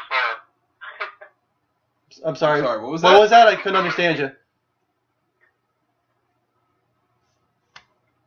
All right. then go to someone else. All right. Yeah. Real quick, while we have a lull, you know what's funny is Titanfall is coming out for both the for the Xbox One and the Xbox 360. This is Greg. This might be Greg. This might be Greg. This is Greg. He's his 30th time calling. Go ahead. Is this you, Greg? Hey, we're gonna start right off. Is this Greg? It's Greg. You got through. Yeah! Live from New York, it's Greg. Wait, hold on. Can I say I just want to list all my options right now? Me and my friends are jumping in my basement, so that's happening. Okay. I'm trying to figure out a way to get to Taco Bell, but I love Andrew and Kristen and your whole story and the way you proposed and shit. That was so cool, man. I give you props. I was conceived in Disney World. He was conceived in Disney World. Okay. Andrew, Greg, you were conceived in Disney World? I was conceived in Disney World. My friends call me Goofy Goofy Jew because I look Jewish, but I'm not Jewish. And I'm trying to get a job right now at Disney World being Goofy the character. Oh, that is awesome. There we go. And he loves Taco Bell. It's such a magical place. It really is. Especially for conception. Baby Jesus in my mouth. That's the concern. Hold on, wait. What is the question? Because now I'm so excited right now because you have no idea. You are really excited, but our question is, what is your most wished for, your biggest dream? I don't even care if it's completely unrealistic for this generation of gaming. I would like to be in a video game, but I doubt that's going to happen. Yeah, that's unrealistic. I would love, realistically, I'm going to go with, I hope Infamous Second Son takes off for PS4. Yeah. And I hope that game actually gets good credibility, because that's going to be my first next-gen game. Yeah. I'm really excited to see where that one goes and everything. And I also want to know, what is everyone's best PS4 game, if you all have PS4s? Only I have a PS4. The game that I love the most right now is probably Resogun, actually. Really? But I'm really, really loving Don't Starve as well, actually. Yeah. Which you can get on everything. I mean, actual... I'm sorry, go ahead, Greg. Oh, I didn't start Don't Starve yet. I have it downloaded because it's free PS Plus. Yeah, By the way, people don't have PlayStation Plus. It's a waste of your time going to Sony console. Yeah, definitely agree with that. And Don't Starve is a great free game for PlayStation Plus. Spend a lot of time with it. It gets better and better as you go through it and learn from your mistakes. What else? Did he say anything else? Is there anything else you want to say, Greg? The game I'm picking up is Tomb Raider Definitive Edition. I Good. wanted to play that game because I Good was call. a non-believer, and then I saw the the IGN comparison video of PS3 to PS4, and it looks sick. It's absolutely amazing. It does look We were sick. talking about that earlier, and I it's agree. just crazy how much different it looks between the two. Yeah, I'm glad they put the work in. I really am. I hope you enjoy it. Yeah, just whip it out. No, I think I was the training. No, I'm the tranny. Oh, okay. Thanks for having me, guys. I'm now going to be an avid follower of the show. Yay! I'm glad you got through, Greg. This is fucking awesome. Fuck it. Very, very Yeah. Hey, you're not allowed to curse on the show, Come apparently. on, Greg. All right, man. Thanks so much for calling. We love you, Greg. Thank you, guys. I'll be chatting all night with you. If you say tomorrow, I'm going to try to call again if you open the line up. Okay, All cool. right, have a good night, man. See ya. Bye. I'm gonna do this one. He's a character, man. Greg is awesome. Hey, you're live on the Level Up Show. How you doing? He told me he was conceived in Hi, this is your friend that was like right beside you, and I'm going to call the police because you guys are. Oh my god. We got like storytellers here this week. Oh my Man, god. that was a Something about the police. someone next door being. We're gonna call the police on us. Yeah. No. We're not taking unknown callers anymore. No, I'm sorry. we know who that is. We know who that is. That actually wasn't there. She actually did another voice, and it didn't sound Russian. Yeah, that actually wasn't too bad. I'm so proud of you. Oh man. Okay. man. Well, real quick, another one for me. Another Square Enix wish. Go back to the Chrono series. You did Chrono Trigger. You did Chrono Cross. They were both such great PlayStation Can you games. imagine Chrono's World? Chrono Break, I think, was a rumor. Go back to Chrono. It's a great series. Hey, you're on the Level Up Show. How you doing? Oh, good. That's good. Do you have any wishes or dreams for this generation, no matter how unrealistic? Okay. If there's like a console type thing, like a PC, like you could upgrade everything. Okay, so you really want consoles to become more like PC. You want to be able to put in more RAM, like stuff like that? Yeah. Okay. I mean, that kind of eliminates the purpose, right, of a standalone console, though, because the whole idea is that it's a balanced thing that everyone can be a part of. Everybody has the same amount. You don't have a better experience on one versus another. Yeah, so. I mean, I completely understand your thing with that, but just stick with the PC, I would say. I mean, if you really want that, because I mean, you're not getting some of the games that come to console. But what's nice about console is that you have this streamlined experience that everyone can be a part of. That it's not different for anyone. Last 6 or 7 years, it might be a little too long, but yeah. Is there any other wishes or dreams that you have? And also, Nintendo should make games for PS4 and Xbox One. Completely agree. As I said earlier, Drew's dream. That's my dream. Thanks for calling, man. Thank you. See ya. Yep. Oh. Sorry. Hey, you're on the Level Up Show. What's going on?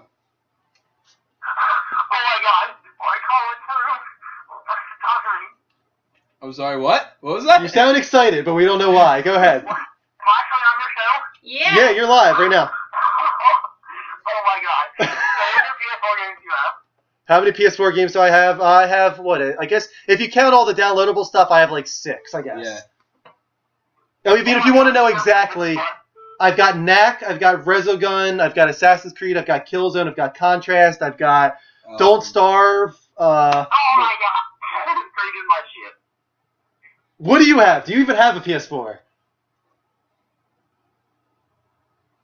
He died. Hello. Of excitement. God, he died because he was so excited. He died of excitement. His heart and brain just exploded. Wow. We have another call from Michigan. Oh. Great Lakes. Backed out at the last second. Do you have any others on here you want to start off real quick? I wish I could say my favorite thing I'm looking forward to. Do you have like a big hope or dream? She just wants more Mario. I wish, yes! That's all you need to know. That's all you need. It's Mario related. It's Mario. I wish they made Super Mario for the PS4. Yeah. I would sit there like this all day. Right. Michigan's calling again. All right, we want to take it? Yeah, sure. Michigan? All I thought we were right, done with Michigan. Hey, you're on the Level Up Show. What's going on? It's a dog. It's a canine. Michigan! We want to talk to you, but you keep hanging up on us, You keep Michigan. dropping the ball. Come on, Michigan. What was the best call so far, guys? What do you think? I say from now on. Oh no, Celtics fan was really good. good. He was pretty good Celtics too. fan and All Greg. right. Celtics fan just represents exactly what we Greg was want just drunk our as shit. viewership to be. Greg was drunk. He told me. You was. Hey, you're live on the Level Up Show. How you doing? Hello. It's very good. Hi, I just wanted to ask if she wanted to say what her favorite thing was, and I just wanted to say what her favorite thing was. Yes, I get to speak. I get to speak. Kristen's favorite thing is Mario. My favorite thing is Mario. Yeah, and she wants it on PS4. I want it on PS4. I would also love Donkey Kong and Aladdin. That's perfect, and everyone should have fun. Alright, I just wanted you to get your say it. Thank you guys for taking me again. Thank you. I'm so happy that you're a fan. I'm like your biggest fan. Yeah! Welcome, Greg, to the fan list. Wait, what was that? Okay, bye. That's funny. Is he excited? He's now our biggest fan. I think that needs to be. I think we need to do that. I think we need to have like a list, like radio stations do, of like music, like quick links to music for like certain things. We're gonna become like those really terrible radio stations that have like a whole list of sounds to play, Right, that's what like I'm saying. fart noises and just stuff like Oh that. my god, it's gonna be awesome. All right. We have another call. I didn't even realize it. No. It's unknown. Guys, we apologize. We're not doing any unknown. We're not doing unknown callers Unknown anymore. callers and Milford, PA. Sorry, you're shit out of luck. I said shit. Deal with it. Shit. Out of luck. Oh, this is All right. Do you have another one? Hurry. Pokemon MMO.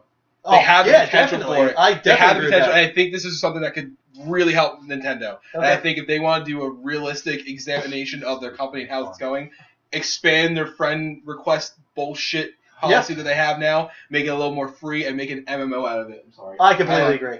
You're gonna break it eventually.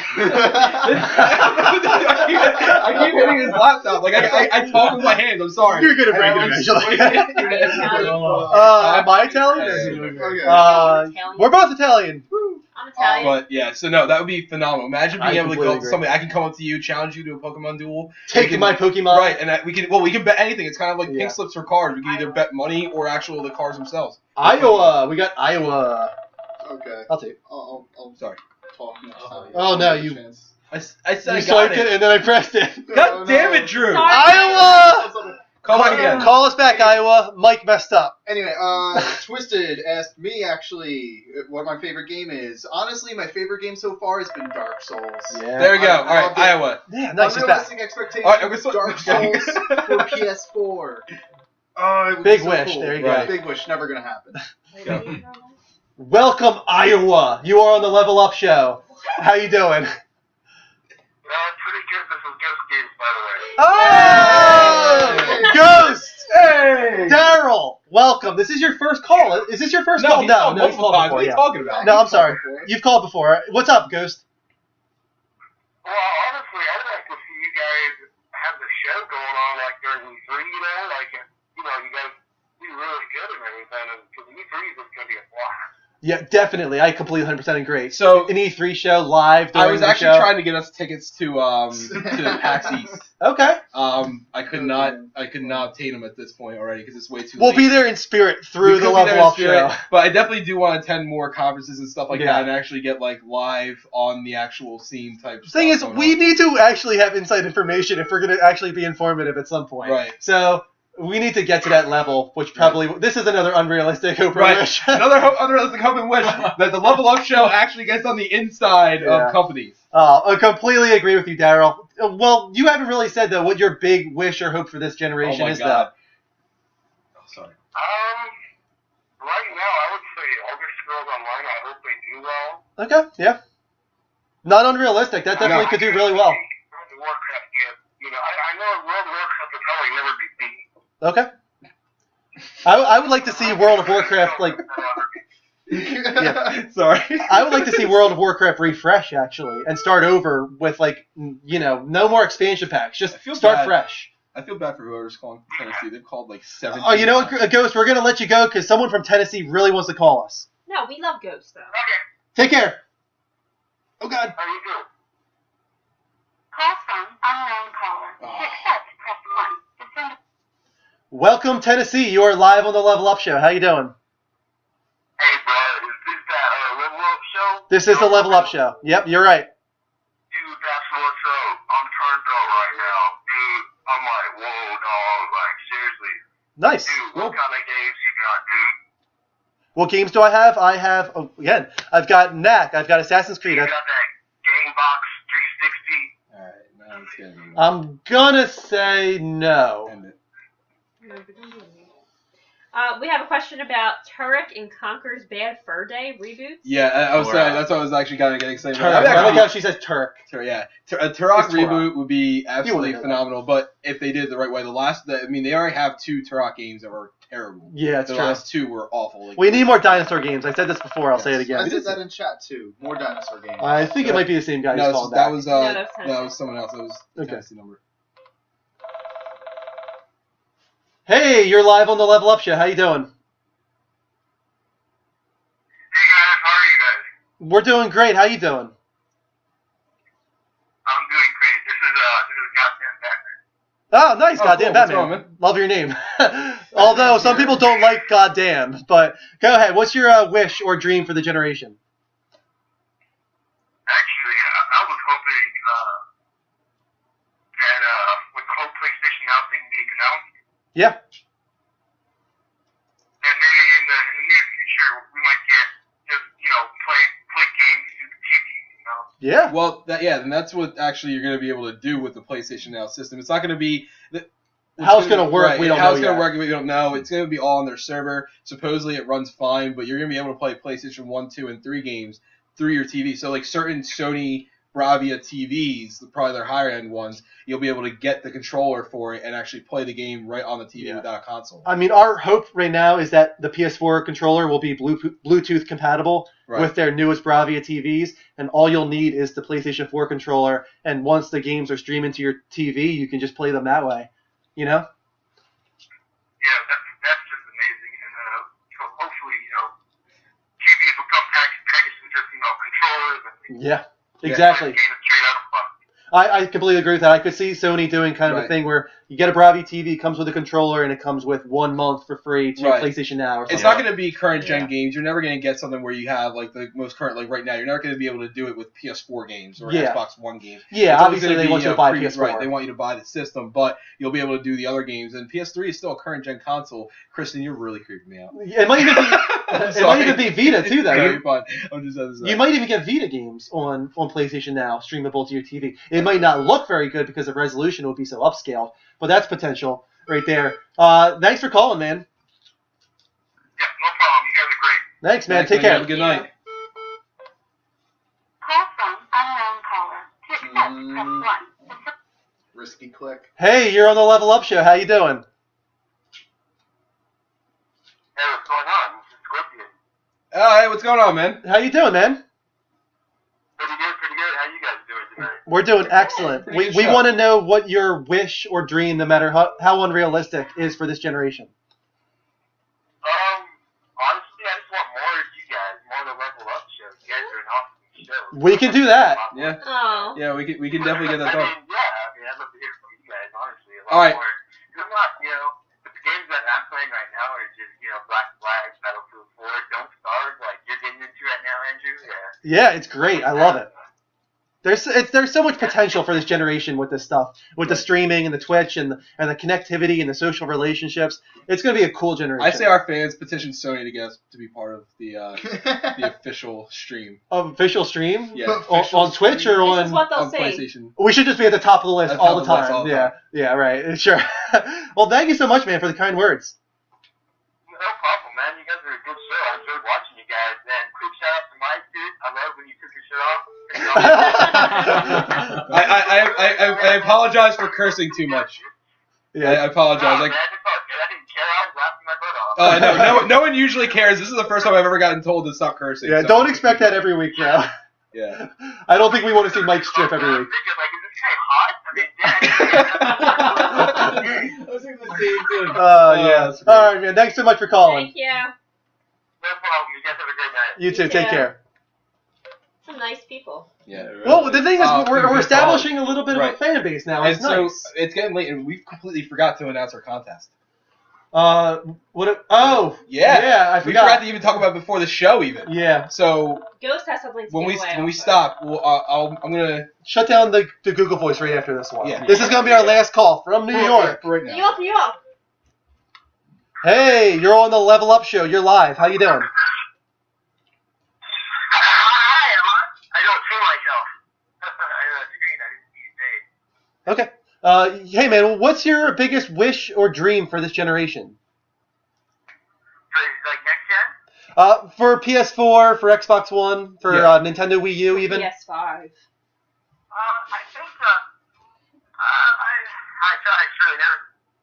I think, I just want to really, graphics, I guess, most of all, Okay. probably. Now, like, what are your expectations exactly? Are you thinking more like the Quantic Dream demo? Does like Killzone satisfy your expectations? Like K stuff? Like, Yeah. That's good. Okay, yeah. I mean, I think that would blow me away personally. If it gets to that level, Right. count me in. I'm satisfied. But even now, Killzone looks amazing. Now it's like gameplay too, like that stuff, like fun. Definitely, man. Completely agree with you. Thanks for calling. Cool. Level Level up. up. Level up. All right. So we're gonna shut off the Thank you lines. for the call. Shutting off the line for a second. Good calls. A lot of good calls, a lot of prank calls too, but we're okay with that. So we have a couple things that we Ted Mosby. Mosby. Yes. Ted Mosby. Thank you. Someone else that finally agrees with me that you're Ted Mosby. I'm Ted Mosby. Yes. Okay, I'll take it. We watched How I Met Your Mother. Of right? Mosbius Designs. Mosby. Mosbius Designs. I think it's how We you got a say it. mechanical engineer in the house. Yeah, Andrew Midori, architect. I have two announcements, really more so. So we've established now more of a strong user base, viewer base. Yeah, we're getting there. and everything. And I think it would be kind of cool if like there's ever like events going on in the area or anything like that. We want to do like a meet and greet type thing in person if anybody's in the area. Oh God, man! I did not know you were gonna say this. Yes, I've actually been thinking about this for a little while, and I don't think it's gonna be that big of a deal, especially if it's like a comic, like a convention or something. Yeah, if it's like that, sure. That would be fun. I'm not gonna go to your house. No.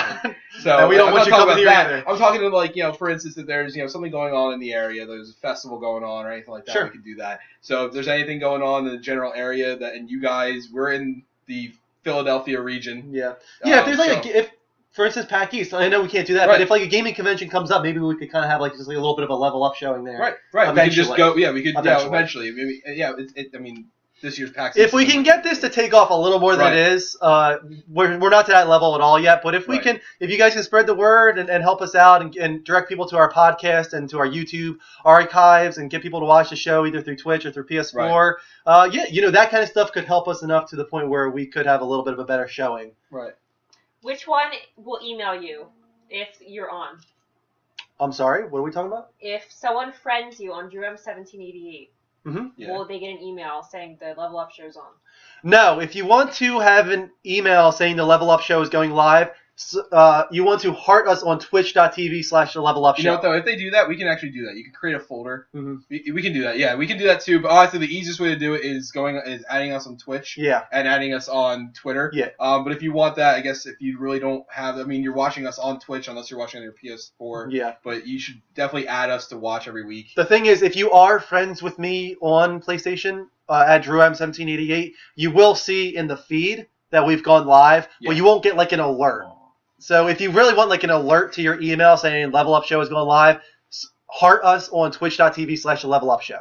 And also follow us on Twitter because that's where we give a lot of our schedule updates if we are changing things, which might happen next week actually. We might switch to Sunday. I didn't tell you this, Mike. I was going to tell you because she has her test next Saturday. I'm going out next Saturday. She's taking our boards next Saturday, and pass fail, we're going out to celebrate Kristen being done with studying and all that kind of stuff. So I think we're probably not going to do next Saturday. We're going to do next Sunday instead. We'll probably be a little earlier so we can get to bed on a normal time, probably Sunday at 9:30. But follow us on Twitter. We'll keep you updated exactly when that's happening.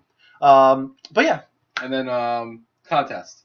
So we've been talking about it, and certain people already got the notice in advance. During our Let's Play. During that, and actually I sent out a message as well. Okay. But basically, we're gonna have a contest running. It's gonna run for the next 2 weeks. So not next Saturday. Episode 10. It's gonna be.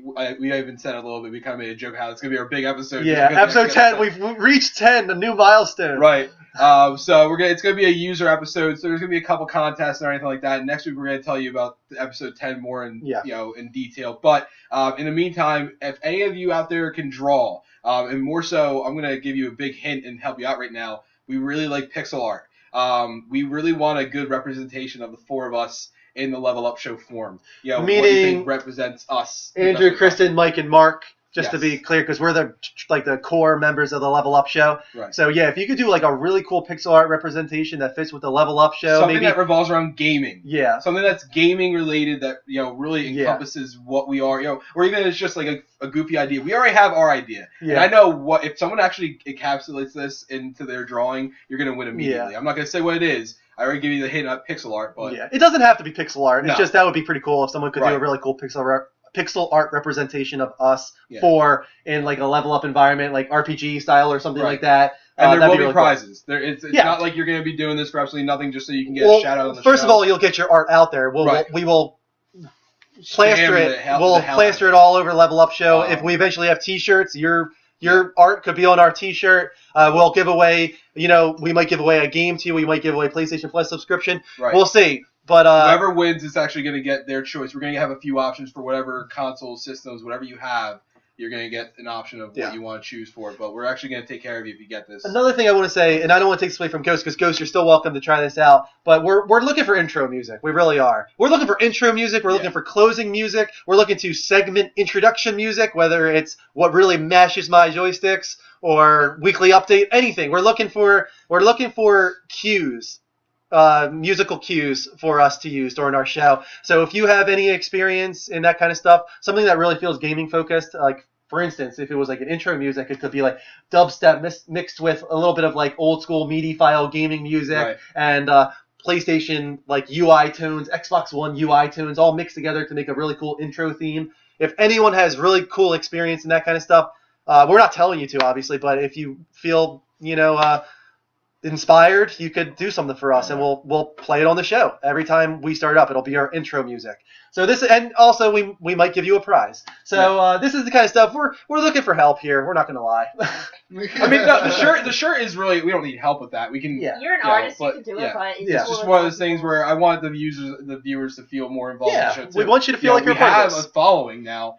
Some of these people are watching us for the first time or just passing through for us right now. We actually have people that watch us every week now, and we know them. Some of them by first name. Jason loves hearing his name. Greg, Daryl. I don't think Beastly is in here. What's her name? Bree. Huh?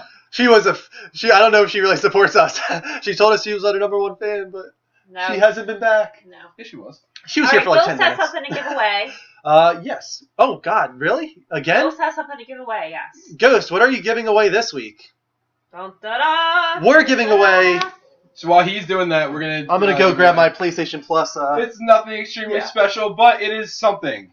And it's a way for us to show you guys that. I think we'll just do first come, first serve with this. Mark, why don't you type this into the chat room? Yep. This code is for a 7-day trial to PlayStation Plus. It's only can be used once, so whoever gets to it first gets it. It's not a big deal. Just 7 days, but I'm not going to use it, so. You're the Heisenberg of the group. That's what I'm saying. Oh, wow. He's the Heisenberg of the group. You're Heisenberg, okay. Because he's got glasses? And a semi-beard, I guess? Thanks, Simi, for sitting here for 2 hours and watching. Yes. Appreciate it. We know it wasn't that long of a show in comparison to other ones, but it definitely this was a long show. We started at 10:30, it's now 1:30. I didn't realize what time it was. We've been on for 3 hours. Yeah. So this is actually one of our longest then. Never mind. I thought it was not nearly as long. Mark just put up the PlayStation Plus 7-day trial code for people, especially on the chat room online, that doesn't see it flying by them. I'll say it out loud again, real quick, too. I'll read it. QR45 dash. Keep going. It's the and with a weird symbol. No, I typed that in wrong. Oh, wrong! It's wrong. No! Oh, no! Let's try this again. We're going to type it in. Just kidding, I failed. All right, second try. We're going to say it at the same time. So once you're done typing it, don't hit enter. And then we're going to just read it out at the same time so they get There's a delay. Yeah. Shut up. All right. But again, Mark is putting up the code. Oh, I suck. You almost got the code. QR45-7DNA-MRPD. Awesome. Da, da, da. And that it's not much, guys, but that's for a 7-day trial to PlayStation Plus. If you want a little bit of incentive to go out there and get it, if you already haven't. Do we want to wrap up, guys? Yeah, I think we're good. We've been on for 3 hours. 3 hours? Oh, Jesus. Yeah, we've been on for 3 hours. But it was another fun show this week. We're having a lot of fun with this. Again, Kristen and I will be on tomorrow night at 9:30 for a recap show and a show dedicated to hearing you guys. You guys can tell us to talk about anything tomorrow night, preferably gaming focused. But Kristen, go ahead. I really want to shout out to Jay Riddy. Jay Riddy. Jay Riddy called and he said he was really nervous and he couldn't really talk to us. Which one was he? I'm not sure, but I wanted to thank him for calling and for watching. Try again next week, man. Yeah. We're just dudes. Hanging out. Or text us, yeah. Even Kristen. I forgot I forgot what my number is. Dude. What's my number? I have no idea. You should have gotten that beforehand. Should I look and see what it is? I think but real quick, I do want to. We have our information here, but please, if you want to be informed on when we're going live and whatnot, because it might change. We're not like a for sure thing. Typically, we're going to be on every Saturday at 10:30 Eastern Standard Time. But for instance, next week we're doing Sunday at 9:30 Eastern Standard Time, most likely. So if you want to be informed with us, follow us on Twitch.tv/LevelUpShow, at the Level Up Show on Twitter. Facebook, we also update. Yep. LevelUpShow.blogspot.com is our editorial area where we'll put up some Let's Plays. We'll put up articles if we really feel inspired. We'll do reviews. There's about 4 reviews up so far. I'll be getting a review of Tearaway soon. I know I keep saying that. And I'll be getting Mario Dream Team and Pokemon. Okay, Pokemon, Mario Dream Team. Don't Starve I might do. We'll try and do reviews here and there. And finally, you can feel free to add us on PSN. I am Drew M1788 and Mike is Noob Guru. We talk to you guys. We're not silent. Yeah, because we don't have that many fans. so if you message us, we'll probably answer. Thank you so much to everyone that watched us again this week. I think we had a lot throughout the night filtering in and out. Thank you, Xoil. Thank you, Jason. Thank you, Daryl, Ghost. Thank you, Greg. Greg, our biggest drunken fan. Woo! You're awesome. What time tomorrow? Tomorrow we will be on at 9:30 Eastern Standard Time. It'll just be me and Kristen shooting the breeze, talking to you guys about what you want to talk about. The way we say it is Saturday show is about us talking to you. Sunday show is about you talking to us. So please join us tomorrow night for the Level Up show. I think that's it, guys. Do you agree? Yeah, sounds good. All right, we have outro music over here. We have outro music. What?